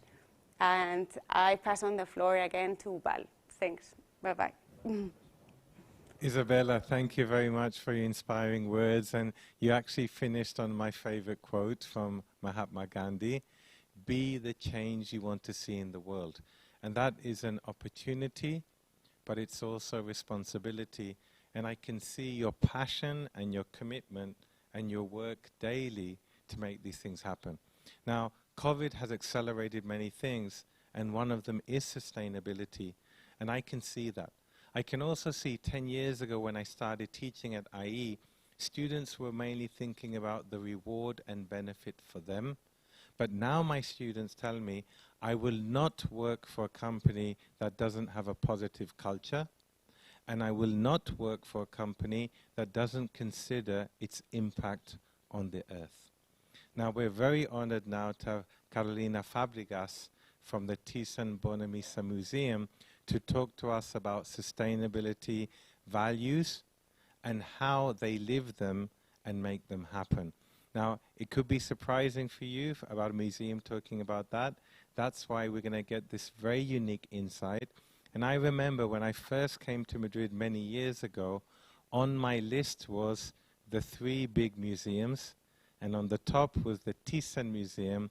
That is a must visit when you come to Madrid. So we are absolutely honored that she's here to share with us, in our role as Director of Marketing, some insights on Thyssen and their values, sustainability, and how they do that. So Carolina, it's a great honor for us. Please join us. Good afternoon, Val. Thank you very much. Okay, so effective communication on environmental issues should be creative, coherent, emotional, and based on demonstrable information. We can create a sustainable world through the stories that we tell about ourselves. The stories define us as the species that has transformed the planet, that has given life to the world's and economic interests. But another reality is possible if we create it through art and different cultural expressions. We, as a museum, we contribute to the environmental sustainability and corporate social responsibility through responsible consumption. We manifest our commitment in our daily operations through initiatives linked with the collection and through our didactic work. In addition, we carry out a mission based on values such as excellence, sustainability, innovation, integrity, trust, team working, and transparency. Even though we all have a responsibility to contribute to the transition towards a more sustainable world, we strongly believe that cultural institutions, as we are custodians of societies, identities, we should be also pioneering on proposal global solutions to build pathways towards sustainable cultures and for sure behaviors. We contribute to the achievement of these objectives through our own exhibitions and through a multitude of programs and initiatives. For example, we have been working to ensure access to affordable, safe, sustainable, and modern energy through energy efficiency measures. We also build resilient infrastructures, promoted inclusive and sustainable industrialization, and fostering innovations through a digital transformation plan that, if you want, you can find in our website. Oops. Okay, and as an example that what we have been doing, I would like to share with you this exhibition from the American artist Jonas. It happened at the end of 2019, and she was very concerned about the situation of the oceans. So, a ver. Play. Oops. Oops. Before this one.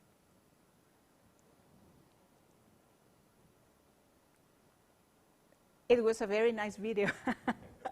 I hope you will be able to see it. Okay, super.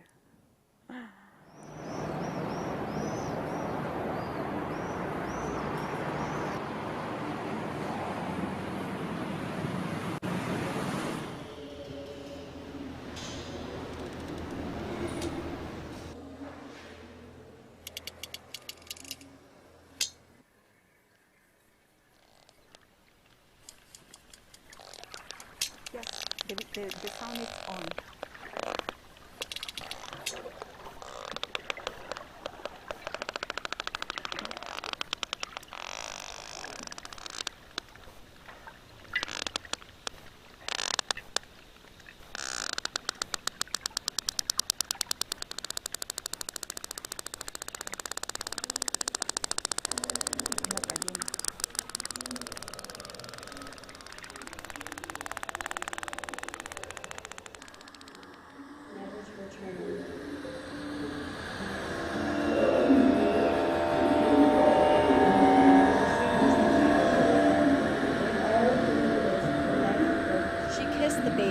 And then went down to the strand with full intention of returning after a brief visit to her home. I have seen them, riding seaward on the waves, combing the white hair of the waves blown back.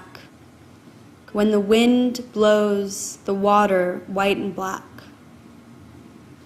We have lingered in the chambers of the sea by sea girls, wreathed with seaweed, red and brown, till human voices wake us and we drown. How does myth arise?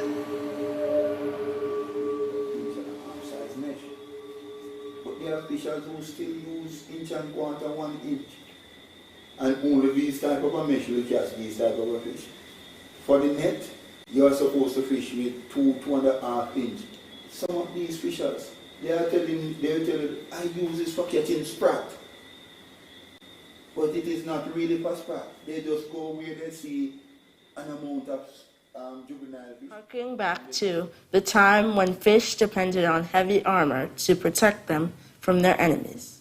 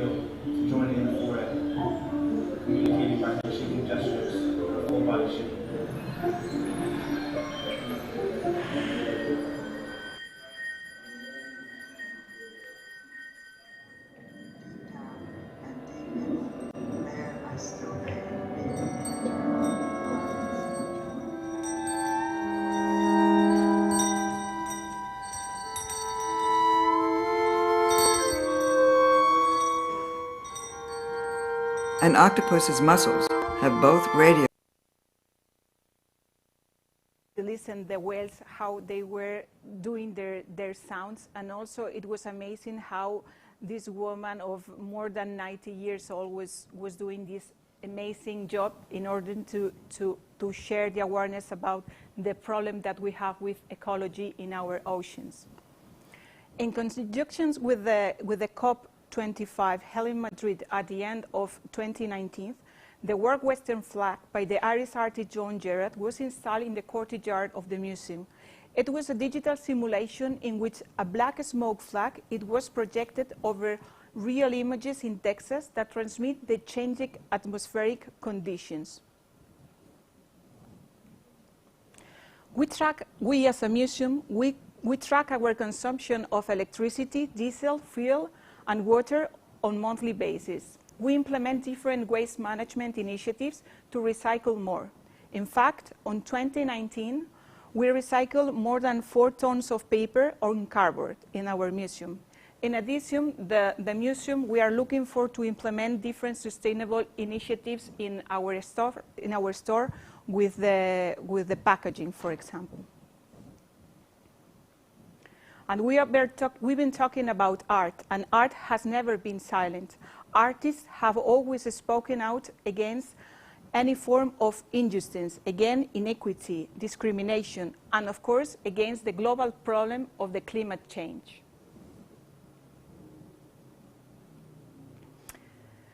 And then I would like to share with you this project sponsored by Acciona, when we've been created an itinerary to raise awareness of the concept of sustainability through our permanent collection. This itinerary includes a selection of 12 paintings, but I would like to share with you this small video, this piece of video, in order to illustrate what I've been talking about. A ver.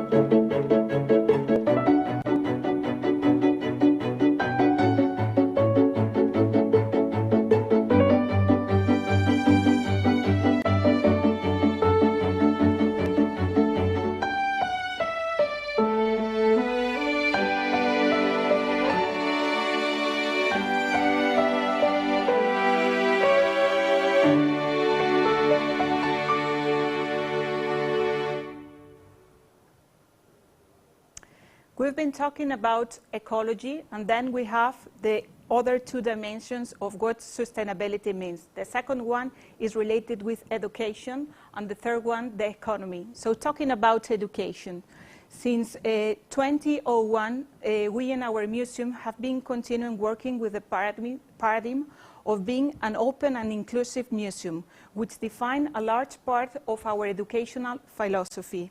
And this is directly linked with our dedication in the public service and our mission to transmit knowledge, culture, values, and for sure, diversity.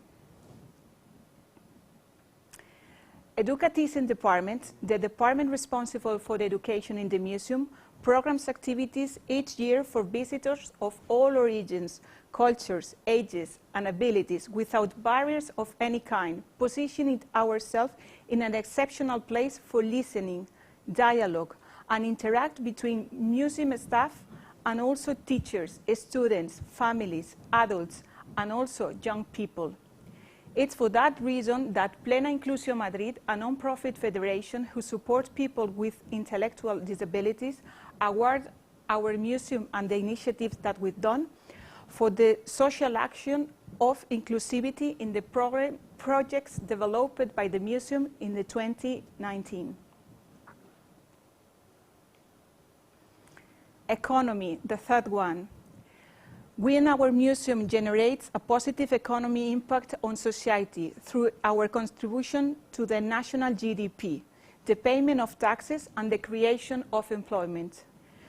Being a tourist attraction, the museum has become one of the main assets for the city of Madrid due to the impact that it has generated prosperity and wealth, because more than 20 million people have visited the museum since it was established.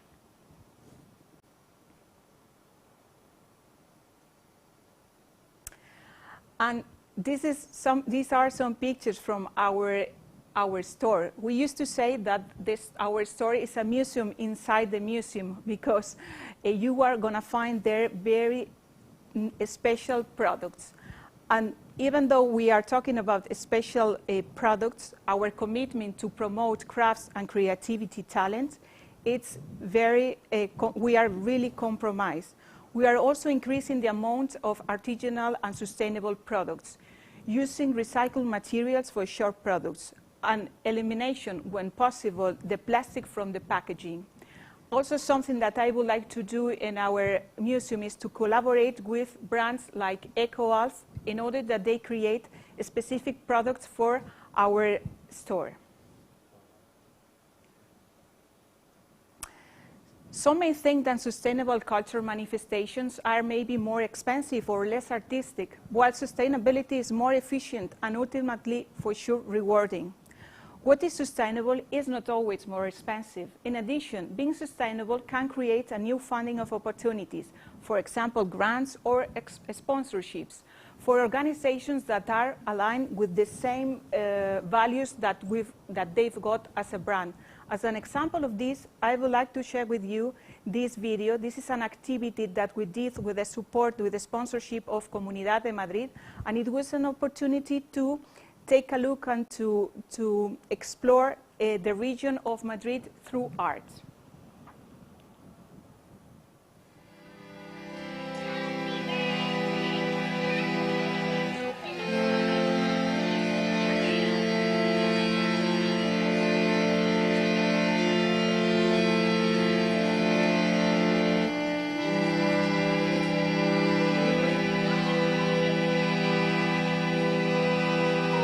Mi nombre es Paul García de Oteiza. Mi nombre es Caterina Pañeda. Somos diseñadores y sastres.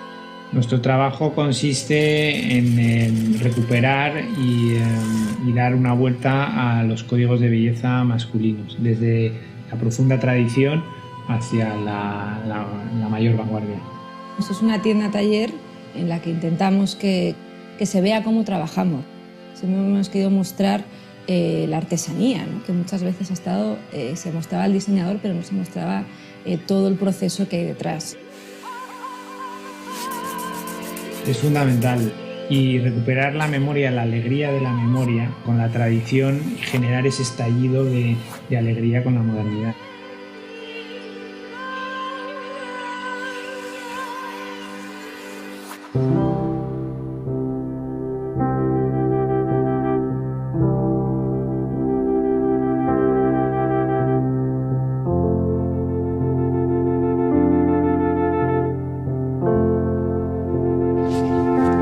La idea que tenemos del mestizaje cultural tiene que ver con esto, o sea, que todo se compenetra, ¿no? Que la cultura de ahí esté cómodamente instalada aquí, sin interponerse, claro, o sea, un poco un baile conjunto, ¿no? Es lo que estamos intentando hacer, pero a través de los tejidos, los colores africanos, que se adapten en la cultura, de que la gente se atreva a ponérselo. Mi nombre es Tira Koli, soy senegalesa de origen. Por ejemplo, veo que Madrid es como un sitio de intercambio, de mezclas. Como hay tantas culturas, tantas mezclas, ya la gente va diferente, no tan uniforme. La Comunidad de Madrid para mí te da libertad a exponer, a abrirte, a compartir lo que tú tienes. Madrid es sinónimo de tradición y vanguardia porque en ella se han unido desde hace siglos la tradición de grandísimos artesanos de todas las disciplinas y ahora la nueva generación de artesanos está volviendo a recuperar y a generar nuevas propuestas de vanguardia. Madrid aporta al mundo inspiración. La moda es un arte si va acompañada de una investigación, un estudio, de un discurso, de un alma, de una identidad. Si no está acompañada de esos ingredientes, a nosotros no nos interesa. Tenemos una inspiración constante de los maestros pintores clásicos y de las vanguardias europeas y Zurbarán para nosotros es el primer modista español y para muchos es uno de los artistas que más ha dejado huella en diseñadores de todo el mundo, ¿no? Zurbarán para nosotros es la belleza, la austeridad, la sofisticación, la pureza, la humanidad, pues como en Santa Catalina con toda una expresión de lujo y belleza. En este cuadro, La campesina de Vladimir Biryuk me transmite sensaciones muy contradictorias, porque tengo la sensación de, viendo la cara de esta dama ucraniana, me transmite tristeza, como falta de libertad, resignación, pero a la vez elegancia, viendo los tejidos, ese estampado repetido, pero perfecto y preciso, me encanta. Y a la vez también me hace viajar hacia mis orígenes, también con el tipo de estampado que tenemos nosotros también allí.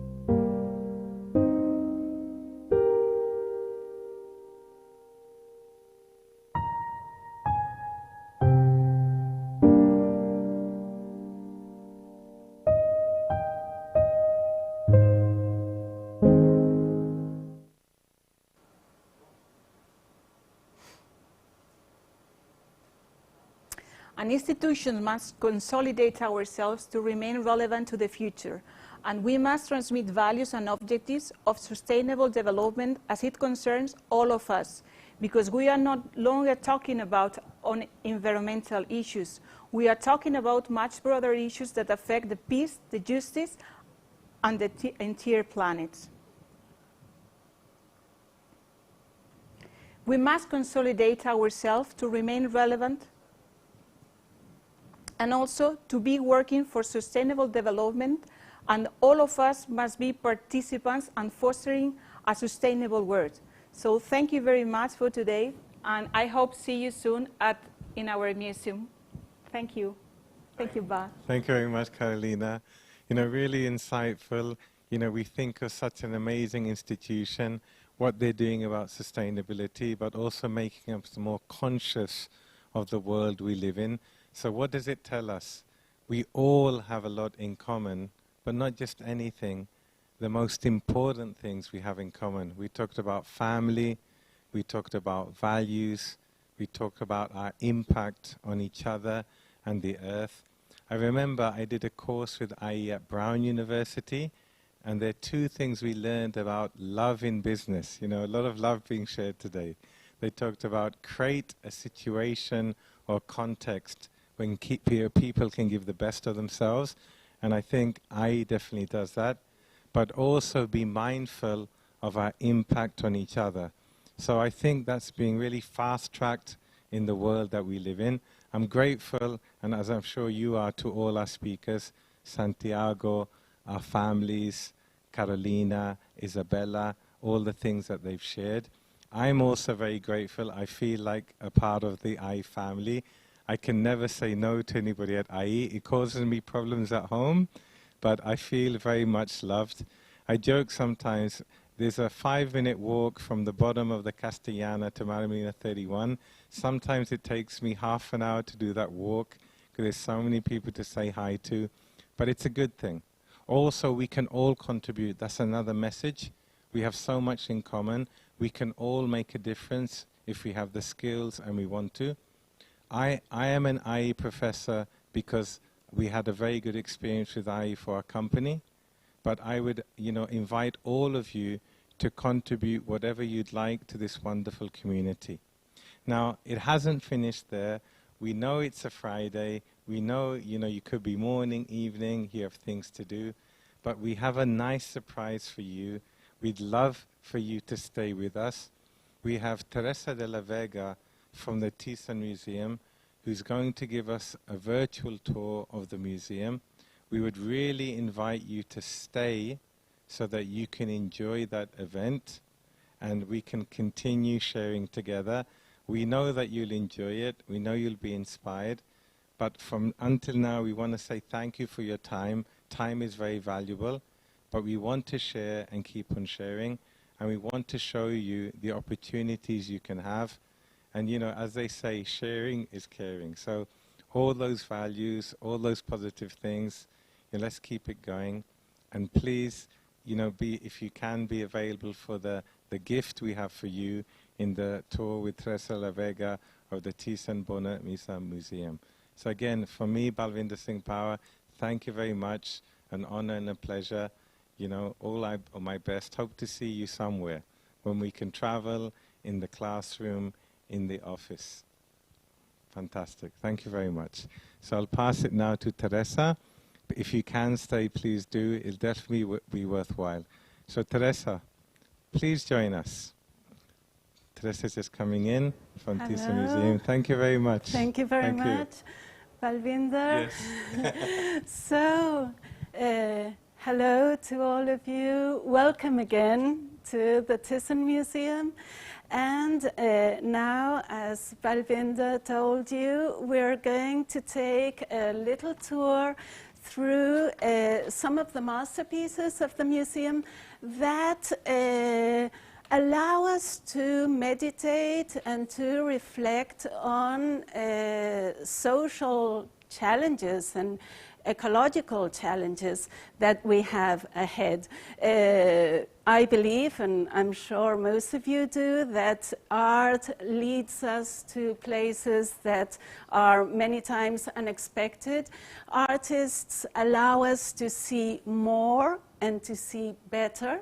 So let's have a look at what we have in store at this wonderful museum. This is an image. It's quite near here. Actually, you could walk. It's about 20 minutes walk from here. It's right in Castellana Avenue, which is one of the main thoroughfares of our city. It's housed in a beautiful late 18th century palace, or palacete, little palace as we call it. And this is how the place looked, not the actual building, but this is how the Prado looked like at the end of the 17th century. For those of you who have visited Madrid, I'm sure most of you have, it looks very different now. It was muddy, no pavement, but as always, full of life, very busy. And now let's have a look at the first work that we have chosen. It's by Claude Lelorrain. It's a pastoral scene with a flight from Egypt. Claude Lelorrain lived in the 17th century, and at that time, still, landscape was not an autonomous genre. So the landscape in painting served as a backdrop to a scene, be it historical, mythological, religious, as in this case, but you will notice that really the artist is not so interested in the scene, in the story itself. What he really appreciates is this landscape. Nature becomes landscape at this age. It extends towards infinity. As we shall see, it's actually a very idealized landscape. The artist took his inspiration from the Roman Campagna, the outskirts of Rome, and he dots nature with ruins. That gives a sort of melancholy effect, maybe. It invited the viewer to reflect on the transience of things, the idea that even the greatest empires will fall one day. And this golden, hazy light gives us a great serenity, the feeling that we should live with nature, in nature, at one with it, and not only from nature. And I would also like to mention the subject matter itself. It's the flight to Egypt. Many of you will know the story. Mary and Joseph flee from King Herod, who wants to kill all the newborn babies in those times, and an angel leads them to Egypt. So this subject matter really evokes, at least for me, evokes exile. We love traveling. We're really longing to travel, to see these beautiful views. But many people travel because they actually have to, because for political, for economic reasons, but also for reasons of climate change. They are forced to abandon their homelands and look for a better future. So now we are going to see another beautiful work. This actually relates to voyage, to traveling, because this is what is called a veduta, that is a view. This was a sort of luxury souvenir for those gentlemen, some ladies as well, mostly British, that went on the Grand Tour in the 18th century. And this is when, I wouldn't say mass travel started, that came later, but really when people started traveling.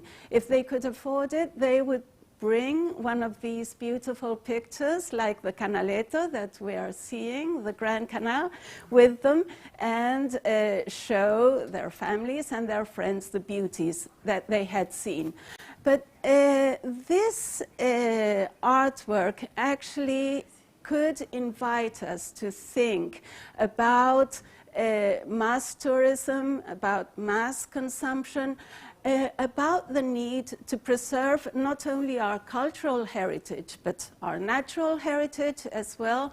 You might have read in the news recently that Venice, to preserve its beauties, has stopped those huge boats from docking in the city because it's impending disaster. But these works by Canaletto are also gorgeous because they show us how life was. It's actually like a snapshot. I would like you to notice the person on the right. It's a chimney sweep, and further back, you have a dome. That is a beautiful church called La Salute. Now, if you look carefully, you will see that there is a scaffolding on top of the Salute. And there's also three gentlemen. One of them, you can make out their outline. One of them is on a ladder. Now, this picture was painted in 1723. If we go to the archives of La Serenissima and we consult them, we will read that exactly that year they were repairing the dome of La Salute. So actually like a snapshot. And now our next work are the two works that we're going to see are Dutch, from the 17th century as well. This is by Ruysdael. And this is the moment when other genres, other pictorial genres come into existence. One of them is actually landscape as an autonomous genre that doesn't have much to do with a story, like we saw in the case of Claude Lelorgin.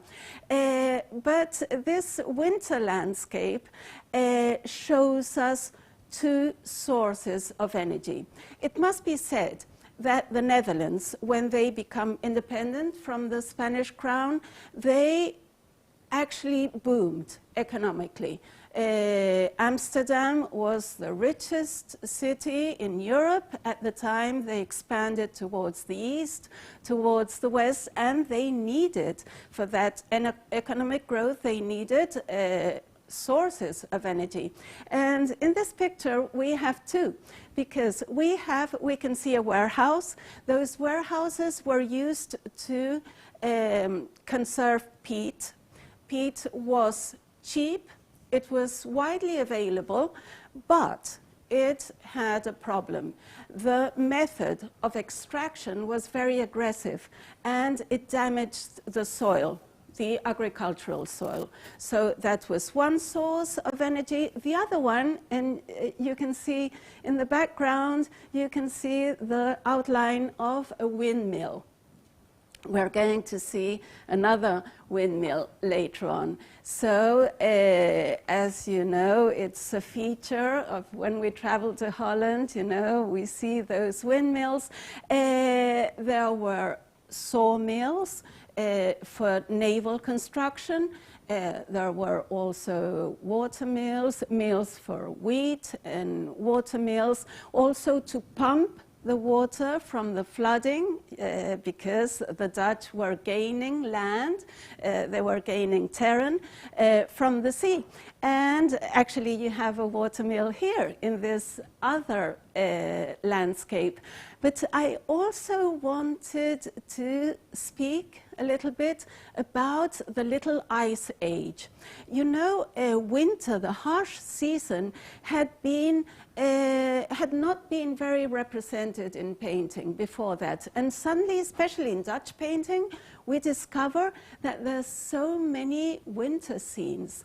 What scientists tell us is that after the Middle Ages, there was an era, it wasn't a proper ice age as such, but there was a very cold age that lasted for approximately 2 centuries, but really around this time, around the 1650s, was one of the coldest times. Scientists don't agree as to whether this was caused because of magnetism, solar activity, volcanic explosions, but also it could have been because of human action. The fact is that this very cold age caused a crisis, the crisis of the 17th century. Interestingly, scholars tell us that with this came famine and also came social unrest. As the weather got colder, there was scapegoating. It was believed that witches could control the weather. And actually, there's a relation between those witch trials and the weather, surprisingly. So that really, you know, makes us think about climate change, about our responsibilities towards these changes that really entail so many consequences, as we have seen. And now we have a marvelous Van Gogh. This is one of my favorites, actually. On this year, 1888, Vincent moves to Arles, to the south of France, and it's a revelation, the revolution of color. He writes to his brother, Theo, and he says, I have just seen such a beautiful sunset. It was pure hokusai. Hokusai is a Japanese master of ukiyo-e. Around this time, a bit before that, the world discovered, or the West discovered, Japanese painting. And that entailed a revolution. It was another way of seeing. It wasn't just a new style. It was something else. It changed our way of looking at things. Because you see, Van Gogh is creating depth through superimposed bands of color instead of through fleeting lines, which was the linear perspective that had really fashioned our ways of seeing since the Renaissance. And he was always very interested in the fate of the working classes. What you see here are the stevedores. They're unloading coal from the Rhône, this river that was one of the major waterways of France, and that actually was very active even since Roman times, because it communicated the Central Europe towards the Mediterranean. So coal at that time, it's the beginning, or let's say fully fledged industrial revolution at this time, and coal was very, very used in those days. The river was used to transport it. The railway was taking over, but now the Rhône, and this is also, you know, this leads us to reflect on how we, as artists, change things. As Van Gogh was a revolutionary, also scientists and, you know, leaders can change things to the best, because now the Rhône accounts, because of the dams that have been built on its banks, accounts for at least 20% of all hydroelectric power in France. So now it's a benevolent source. It's not an extinguishable source, but it is a renewable source of energy. So you can see all these marvelous greens and yellows that really bustled in Vincent van Gogh's head. When Van Gogh died, you will surely know that he didn't sell, you know, he just sold one work, 3 works at the most. But when he died, a new generation of artists discovered Van Gogh, and they acclaimed him as their spiritual father, because he had set color free. What we see here is a marvelous, joyous picture by Derain. Derain is one of those 4, the wild animals. They were called like that by a critic, and they accepted it. They said, yeah, it's a great name. We are wild animals. And as Derain added, we use color as if it were dynamite. This is the River Thames. You have noticed it. You can see the outline of the Houses of Parliament, of the Big Ben. But do you really think the Thames was like this in 1906? Not really. Actually, Derain traveled to London because of a gallerist called Ambroise Vollard, who commissioned him to follow on what Monet had done. But if you compare a Monet with a Derain, you will see that Monet shows a city that is immersed in mist, in that smog, that combination between smoke and fog that we associate, not now, London looks like this now, but in those days that we associate with London. Monet declared, I love London and I love the mist. I love fog, because shrouded in fog, the chimneys of the factories, and you will see to the left that there's a chimney of a factory. In fog, the chimneys of the factories seem like campaniles, like these church spires, and the warehouses look like graceful palazzos. So that is the power of art, that artists can make something that doesn't look too attractive, really, you know, they turn it into an aesthetic experience.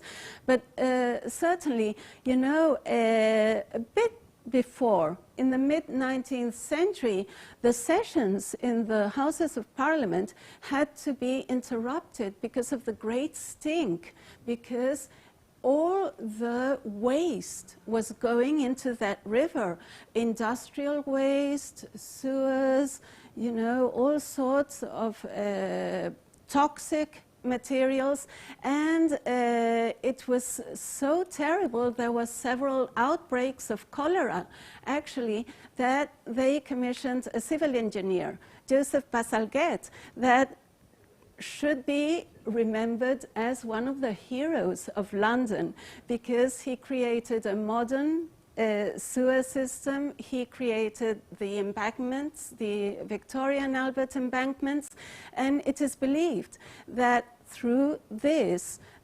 sanitation procedures, he gave his fellow Londoners 20 years more of lifespan. So just imagine, that is, but now this picture is really joyous.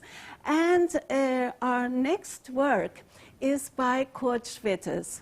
Kurt Schwitters is a Dadaist. after the catastrophe of World War I, this movement of Dadaists says, as the world is absurd, as nothing makes sense, let's just use chance, you know, and absurdity, because, you know, this is absolute folly. And actually what he did was scavenge. He would go to the seaside, as in this work. As he claimed, he said, I'm a painter and I nail my pictures together. So what he would do is pick discarded objects at the seaside that were brought with the tide and would use them. This is all about recycling. This is all about giving new life to objects. Recently, there have been several laws that have been issued about programmed obsolescence and how we shouldn't just discard objects when we think that they have served their life. There's always new use for them, as Kurt Schwitters shows us. Actually, his main work was a sort of tower that was, we could call it a diary. Every day he would add an object that he had picked up wherever that had called his attention, and it was destroyed during the bombings of World War II. And now we reach our final work, which is a marvelous one by Mark Tobey. It's called Earth Rhythms, and that is so appropriate. Mark Tobey belongs to this group called the Abstract Expressionists, but actually he's quite different from one of the most famous ones, which would be Jackson Pollock, because Jackson Pollock is all about energy, about action, whereas Mark Tobey is a very meditative painter. He was very interested in the philosophy of Khalil Gibran, in Baha'i spirituality. Also, he traveled to China and Japan. He studied Zen Buddhism and also Oriental calligraphy. And you can see the influence of all that in this work. It will appeal to you in different ways. We could interpret it maybe as about, you know, East and West, about matter and spirit. It has so many different meanings, but it's called Earth Rhythms. Actually, he claimed that this series of works had been inspired by his stay in a farm when he listened to the horses breathe. He had also studied music with John Cage, so he was very conscious of silence as opposed to sound, and all this is in this marvelous work. It invites us to listen to the earth, to listen to its rhythms. And as an anecdote, may I say that there's actually a little sea creature called Anatoma toveides that has been named after him because it leaves those little squiggles, those traces in the sand. So thank you very much. I've been delighted to be with you. We really hope that you will visit us in the museum, and thanks again. Cheers. Thank you, Teresa.